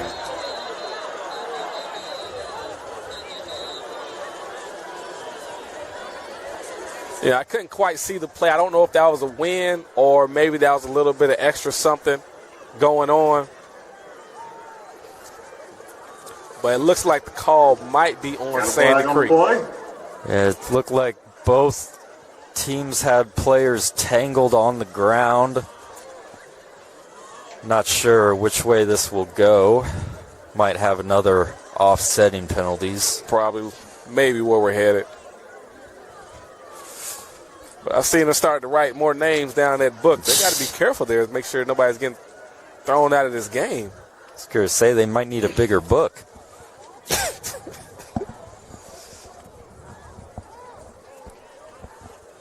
So we got, so it's going on. Sandy Creek is going to get the short end of the stick. I'm curious to know what happened on that play, but it doesn't matter. Obviously, it's a penalty, a 15-yarder on Sandy Creek, which gives Cedar Grove good position. So Cedar Grove now on the Patriots' 28-yard line. And if you look here, they changed out the corner on Devin here at the bottom.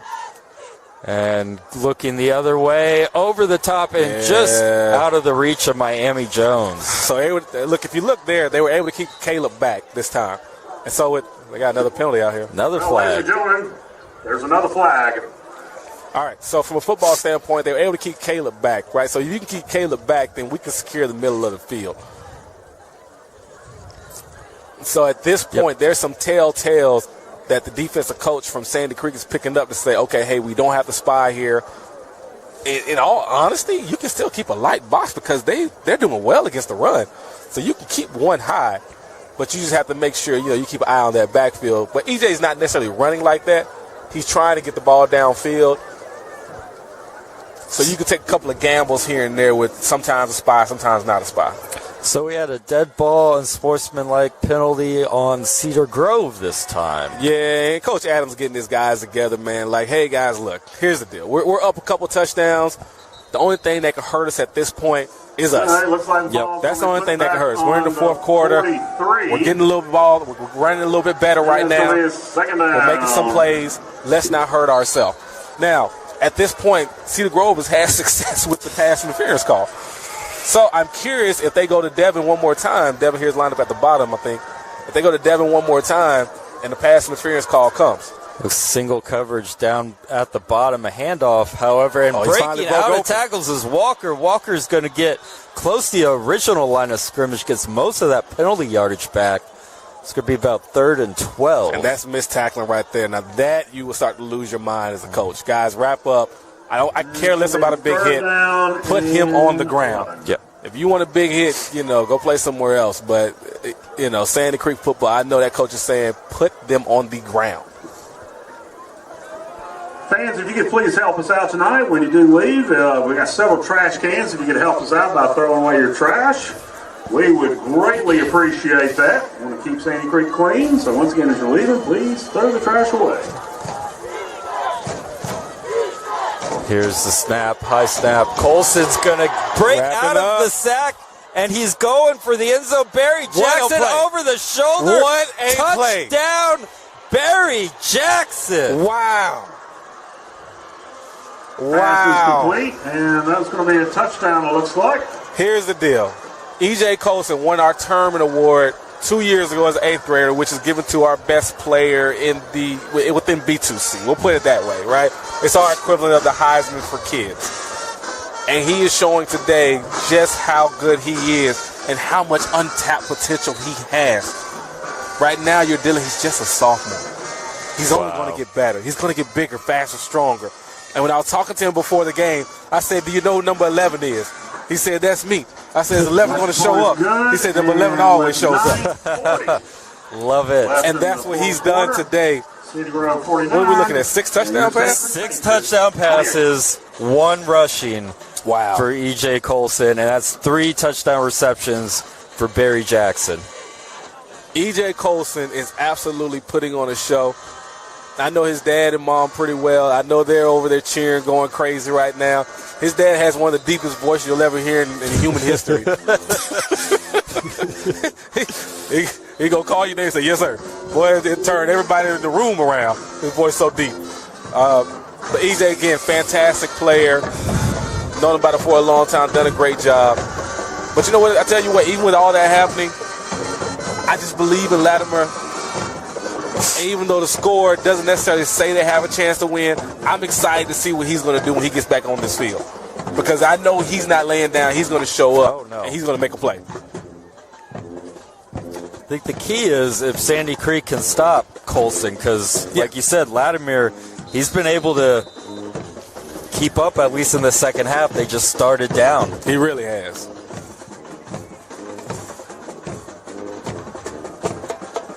And here's the kick. So you tell they got a good lead now because they finally kicked it deep to him. Let's see what Cost can do it. There you go. That's why they weren't kicking it deep to him. He's got the kicker to beat. Does he have the angle? He gets over across the Saints 30-yard line. Going to be about to the 27. So everybody, and here's the deal. Everybody at home was wondering, man, they keep kicking it out of bounds. Man, they keep doing this. Man, they keep doing that. Guess why? Because if you kick it to them, that's going to happen. Taylor Cost is one of the baddest players out here, one of the baddest players in the state. He doesn't get as much attention. Not sure why. Look, obviously, he's going to North Carolina, so somebody knows about him, right? But he's a nice player. He's the real deal. And you keep kicking it to him, eventually something's going to happen. And they kick to him one time. Well, one time. They start at the Cedar Grove 27.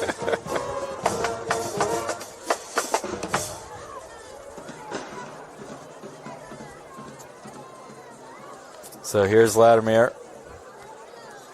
Handing off to Amari. Amari's going to get stuffed right in the hole. That was Chase Kearns on the tackle. Yeah, they were running, trying to be honest, trying to keep Cedar Grove honest, which I understand. You know, at this point, though, you're kind of in that mode where you got to just – and this is what I was saying earlier, right? I wouldn't have ran Latimer that much in the first half because the second half I'm going to need him. Now those quarterback power plays, now is the time that I would go ahead and go to him if he's up for it. And just let him go ahead and be the playmaker that he is. Jameer Latimer. Number 2 is not covered. They finally walked back there on him. Now you got man and went to a man. Good pass decision. Out Great to the slot to Amari Latimer. He's got a lot of green space. He's trying to make a man miss. Gets down inside the 5. Looks like he was trying to press that inside shoulder to get him to turn, but he didn't. That's a great job. Open field tackling by the Cedar Grove defender. And again, what we just say, let Latimer beat him, man. Now here they are in the red zone. You got to play man, right? So you can't play zone sometimes, but you better keep your feet out the end zone. Now it's time they're going to go to Caleb, and he knows that. Coach Adams knows that he's about to call timeout. Just make sure his DB knows, look, they're coming to Caleb. I don't care what the play is. They're coming to Caleb. And they're coming to Caleb. Let's make sure we're defending him properly. Got a timeout on the field. Cedar Grove burns the timeout here, gets their defense in order, like you said. Going to keep an eye on Caleb. So they're playing that swag surfing, and I'm feeling a little hurt right now because I don't see everybody getting together. Oh, there we go. All right, they're finally getting together. The cheerleaders get together, get the swag surfing going. Let's go. We got Sandy Creek over there. Okay, we got Cedar Grove cheerleaders on the other side. They got the hands going. It's cold, man. Parents don't want to get up. They're bundled up. It's something about the swag surfing that just seems to bring people together. I don't know why. That and the electric slide. Can't go wrong. Don't know why? Just can't go wrong.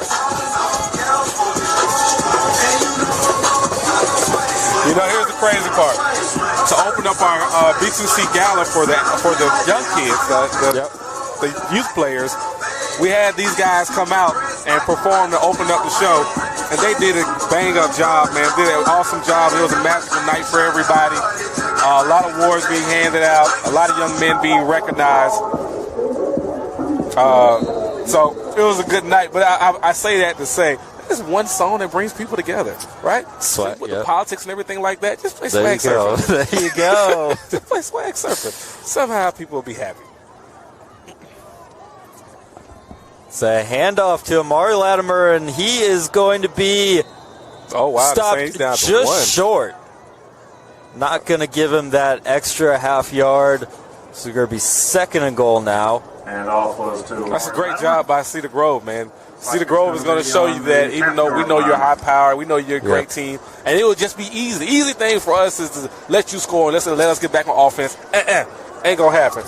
You're going to fight to get in. I don't care if it's 2 yards, 3 yards, you're going to fight to get in this end zone. So Caleb Cost is lined up in the tight end position. Caleb Cost is blocking for Latimer. Latimer is going to get into the end zone. There's flags on the play. Either it's a to the disgust of the PA announcer, it's going to be a false start on Sandy Creek. I think I heard him. Yes, I think I heard him say, "Oh shucks." Right. Dag nabbit. I think I heard him say one of those. Holy camole. Holy camole. Famous from Klay Thompson, the Golden State Warriors. But man, look,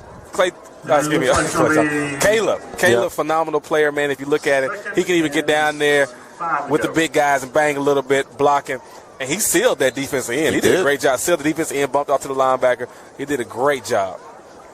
But touchdown got called back. So now it is 2nd and goal from the 5. So they got a man. Look, they got Kalen Lee on Caleb. Another handoff attempt, and that's going for a loss of 4. Sandy Creek is going backwards here. And that's not good. So, okay, here's the deal. Sandy Creek, you have Caleb Cost, who you feel is your best playmaker out there, who all the people, the pundits, so to say, the people that do the rankings, including myself, says he's one of the better players out there at receiver. Cedar Grove has Kalen Lee on him, and he's matched him up man-to-man. All right, Sandy Creek, you're going to have to make that decision to believe in your guy. Go ahead and go to him. And just see. You got to see. They put Ricky Lee on him. Ricky Lee's a little bit off man. Here it is, looking the other way. Wow, he's wide open. He's got a wide open. That's going to be a touchdown for Amari Latimer. Yeah, and that's communication. I believe we got a touchdown. That's communication right there. So whatever it is, when they have a spy and they have a blitz as well, they're not covering that running back. That's happened multiple times, and they've gotten confused multiple times with that. So basically what we're going to call is called that third player to the side, guys. Is what we're going to call it right there. And they're having issues covering it when they go 2-by-3, just empty look. So somewhere in there, communication not being done, because it's not like Cedar Grove doesn't have people that can run with the guys getting the ball. It's just a communication issue, which I know Coach John Adams going to knowing Coach John Adams, that'll be cleaned up by the time they get back to the school tonight. Now, it won't get cleaned up on Monday. You got to get that figured out on the bus ride back. Tonight at 11:30 p.m., that probably going to be figured out. And everybody going to know their responsibility. So I got a timeout now by Sandy Creek. That might be something to watch out for. Patriots. Sandy Creek trying to come back, having to burn a timeout on a 2-point conversion attempt. Yeah. We got about 6 minutes and 40 seconds left in this ball game. Yeah, it looks like they're getting Caleb back in the game, if I'm correct. Yeah, that's what they're doing. So they're getting Caleb back in the game, getting some of their players that they depend on a little bit more back in the game, saying, hey, guys, we need you to run this play. Yep. They're like, hey, I want some water. Get some water later. Slap the water out the hand. Go run this play. Get us the 2 points, and then you come. You go chill again. It's like, you don't have to run that far. We start at the 3. Yeah, but here's the deal. Caleb got a kick, too. Oh, yeah. Yep.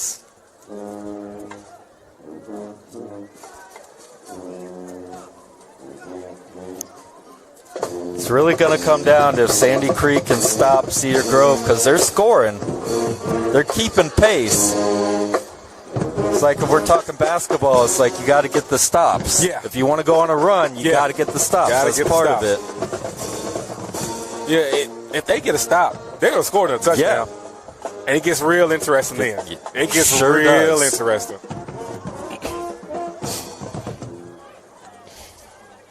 Here's the snap to Latimer. Latimer fakes the run, pulls it back out. A little bit of a tip drill. No one comes down with it. No good. So I can't say I would have went to that one there. Yeah. 6:40 left in the game. I want to make sure everybody understands in the broadcast call, I am not the coach, and that is a very smart coach they have down there. All I'm saying is their empty has been winning. Their empty has caused confusion. Their shift has caused confusion. Because they are making a decision, especially down there.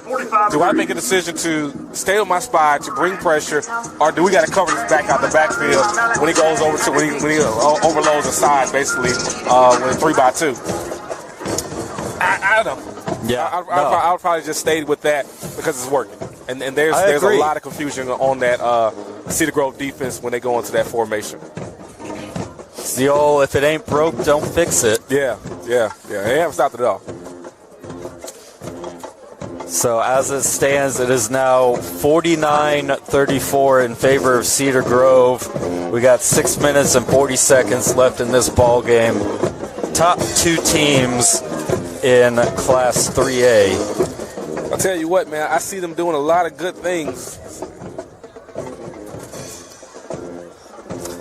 Sandy Creek has some good stuff they can take away from this game. Oh, for sure. Here's the one thing we know. They can score on anybody.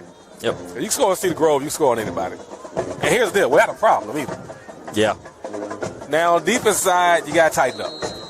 You got to tighten up because you're losing your head. Looks like it's going to be an onside kick attempt, and it's going to be fielded by Devin Carter. Who else? How about that? How about a game for that freshman right there, man? Yep. But the ball's going to be spotted around about the 42-yard line.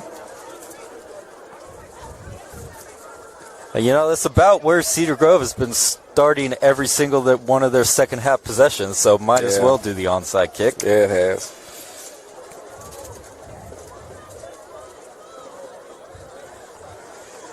Keeping up with some scores here for you guys. Carrollton leading Westlake 28-19 fourth quarter. Lambert trying to remain undefeated. They come back taking that lead over Denmark, 39-31. So those are two other games that people have been asking about. Good competitive football. Back here to a really good one we got ourselves, though. Colson's taking off, sliding. I don't think I've ever seen him slide. Quarterback keeper right there. I have known this kid since he was 8 He did years old. slide earlier in the game, and he got. I just missed it. That's probably what it was. That was one. Well, that was one of the penalties with the whole fracas after because it was a late hit on him. Oh, so, that's right. That's right. That's right. Late hit that's on right. the slide. Yeah. Well, tell you what, this was a more successful slide. There. It was. He slid too. He really did. Yeah. He went for a while. He slid in there to second base. So here's a snap to Colson, handoff to Walker, trying to find space, unable to do so. It's going to be 3rd and 2. They've done a good job with their run defense. That's definitely one of the strengths I would take away if I'm Sandy Creek. Agreed. It's all been through the air for Cedar Grove. 6 touchdown passes for E.J. Colson. We're at 5:30 left in the ball game here. Cedar Grove trying to milk as much clock as possible. Which is smart. Here's the handoff to Walker. Walker trying to get the yardage he needs, and he does so. Sticks his foot in the ground. Caleb wish he could have that back. He came down full steam ahead. Not sure if he just lost sight of the running back. I'm not sure what happened. But wasn't able to get to the guy. There you go. So it's first down. Clock continues to roll. I might be wrong. I'm sorry. That wasn't Caleb Cost. But either way, the defender came down, tried to make a play on it, and just wasn't able to get to him. It's now 1st and 10, under 5 minutes to go.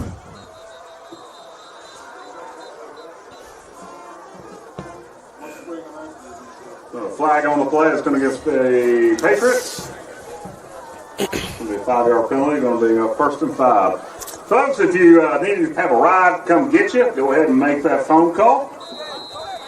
Some of the updates on the score. Big win by Camden County. Camden County has a win over Valdosta, 17-14, and Colquitt beats Lowndes big, 42-14.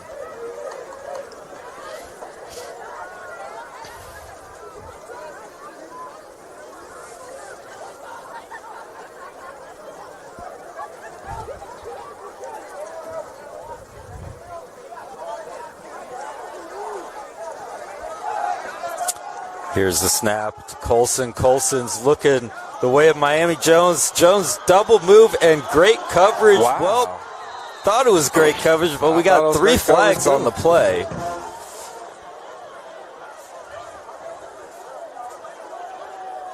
You know, I can say this. Looks like there's a flag on the play there, folks. That side has been very generous with their pass interference calls. Yep.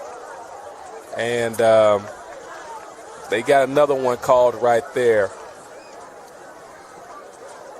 That was Arlington Burney on the coverage. It was almost Miami Jones was open on the first part of the double move, and when he did the double part of the double move, he kind of ran himself back into coverage. Yeah, that's what it looked like to me too. But the pass interference penalty was called and is now 1st and 10 at the 22-yard line for the Saints. Just a couple of score updates. Archer comes back and beats South Gwinnett 28-27 as they were down by multiple touchdowns. And that's Ponder on the carry. 4-yard loss on that play. And back to the scores. Big upset. Newton beats Parkview 20-18. Obviously, Parkview was favored to win going into that game. We're under 4 minutes now here at Sandy Creek High School. Cedar Grove trying to get out of here with a W. Go 6-2. And looking for Miami Jones. Jones just stumbled. Wow, trying to improvise here. Going up.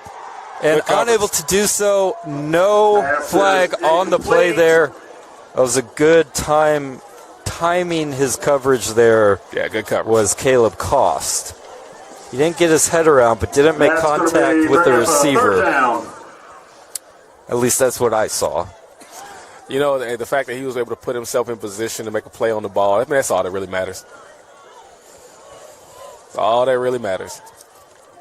So, as I was saying, Cedar Grove looking to move to 6-2, be 2-0 in the region. Sandy Creek would fall to 7-2 and 1-1 in region play.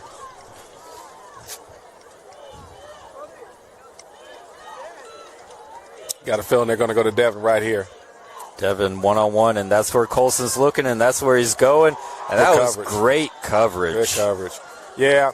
So ball is incomplete. Dalen Pinson, great coverage on that. Yeah, they love their curl routes, as you can tell. And again, they have many names for them these days: curl routes, stick routes, and basically what they're just saying is run to the stick, turn around.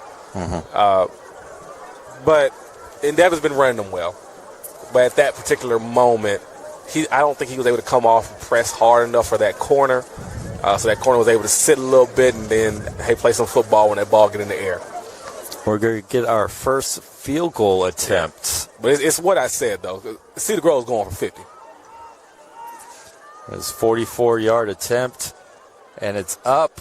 Is it short? Just short. The field goal attempt is short. Would have been good from 43, but Amari Forte needed 44. Just right in front of the bottom crossbar is where that ball landed. So here's the reality of it, which, even though we got a little later in the game, we started, talking a little bit like the game was over. The reality of it is Sandy Creek has shown they have the ability to score in less than 30 seconds twice. Very true. So if Sandy Creek can score right now, and they have been very successful in stopping the run of Cedar Grove outside of EJ running, they can make this very interesting late here in the game. Only one timeout for Sandy Creek, though. Yes. And as you see, they're finally going back to Old Faithful here instead of what they did down there. Motion them out. There it goes. Now it's a communication thing. And looking to make the play, running out of bounds, doing a little his best Patrick Mahomes impression there. Almost ended up in disaster there. This pass was incomplete. I would have liked to see the Sandy Creek receiver make a two-handed effort on it. And not to say he can't pull in with one hand. He doesn't have the ability. I'm not saying that. All I'm saying is if he went with two hands, go stronger up to get it. The possibility of something good happening for Sandy Creek might have happened. I agree. Was almost surprised the ball was coming his way there, was Cameron Watts. Latimer made a great play. Falls incomplete. Here's the snap to Latimer. Latimer's running into trouble. Just got his jersey. AJ. The sack. Good job by reaching AJ. around the offensive lineman to make the sack. And now here's what really hurts. He has that lineman has to come out the game for a play. So he's coming out for third down. Because his helmet came off, right? Yes, because his helmet came off.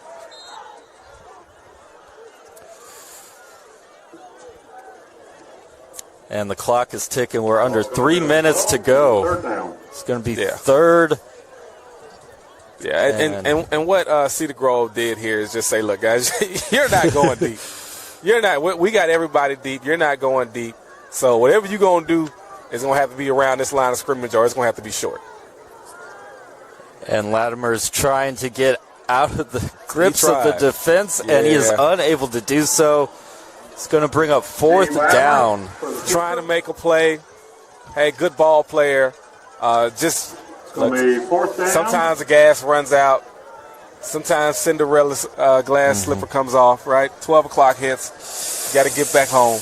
And that's kind of what's happening with Sandy Creek right now. The flag is just about being waved here. Well, it is. They're going to punt it away. Punt it, which makes sense, and I get it. And then Cedar Grove, of course, probably going to call it. Ricky's going to call it a fair catch. Ricky Lee for Cedar Grove. You wouldn't just go for it? I mean, why not? Nah. You're up. Just I'm talking about.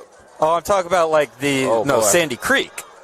Good job by him getting it out. I know it's 4th and 14 and you're inside your 20, but it's you could. Yeah. You could. And nothing wrong with that. Nothing wrong with still going for it. But at the same time, you might say, you know what? Out to the 41. Hey, we're going to live the fight another day. Yep. It's over with. Punter is Let's go ahead and, go home. Now, if it's me, and I'm not a head coach, I never coached high school football a day in my life, but I coach youth football. Yeah. Huh? Hey, we going for it. Right. Why not? Only the worst thing they can do is score another touchdown on you. Yeah. I mean, but at the same time, look, man, the coach knows his pulse of his team. He understands, hey, you know what, it's over. At this point right here, it's kind of like a gentleman's agreement. You know what I'm saying? Hey, Coach Goff punted the ball. Coach Adams see that. Hey, let's take a knee.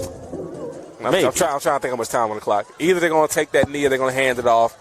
Just something nice and simple, and let's go ahead and get out the game.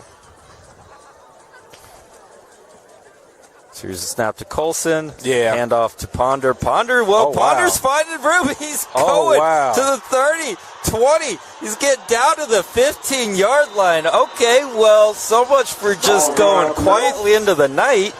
And it was just a little, hey, look, it was a simple inside give. I'm sure they weren't looking for nothing special to come out of it. They were just like, hey, we're going to hand this ball off. But now here's the deal.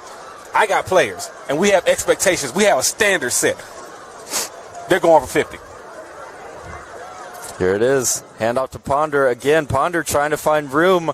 Not as successful on that attempt. I wonder what Coach Adams calls here. If he says, hey, it's over with. If it's over with, it's over with. That's fine. But if they want to go for 50, look, hey, they're well within their right?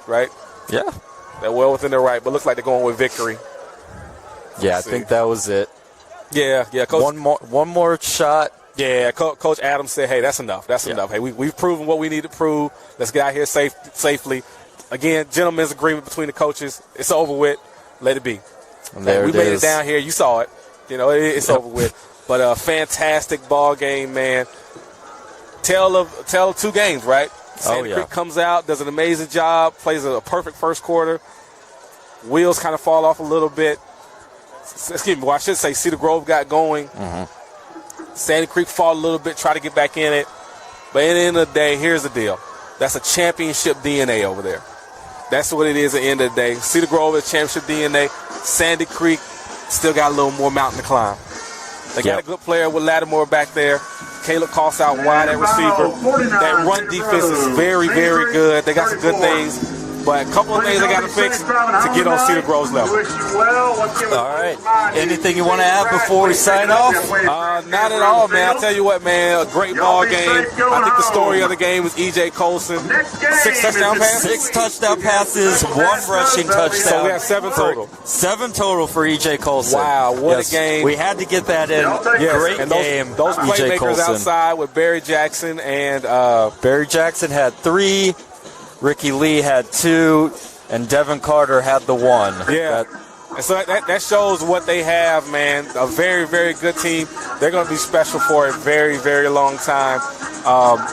Cedar Grove has done what they need to do. They made the adjustment. So I think they're ready to make another strong run for that 3A championship. But here's the deal. Sandy Creek's there. Yep. They're there.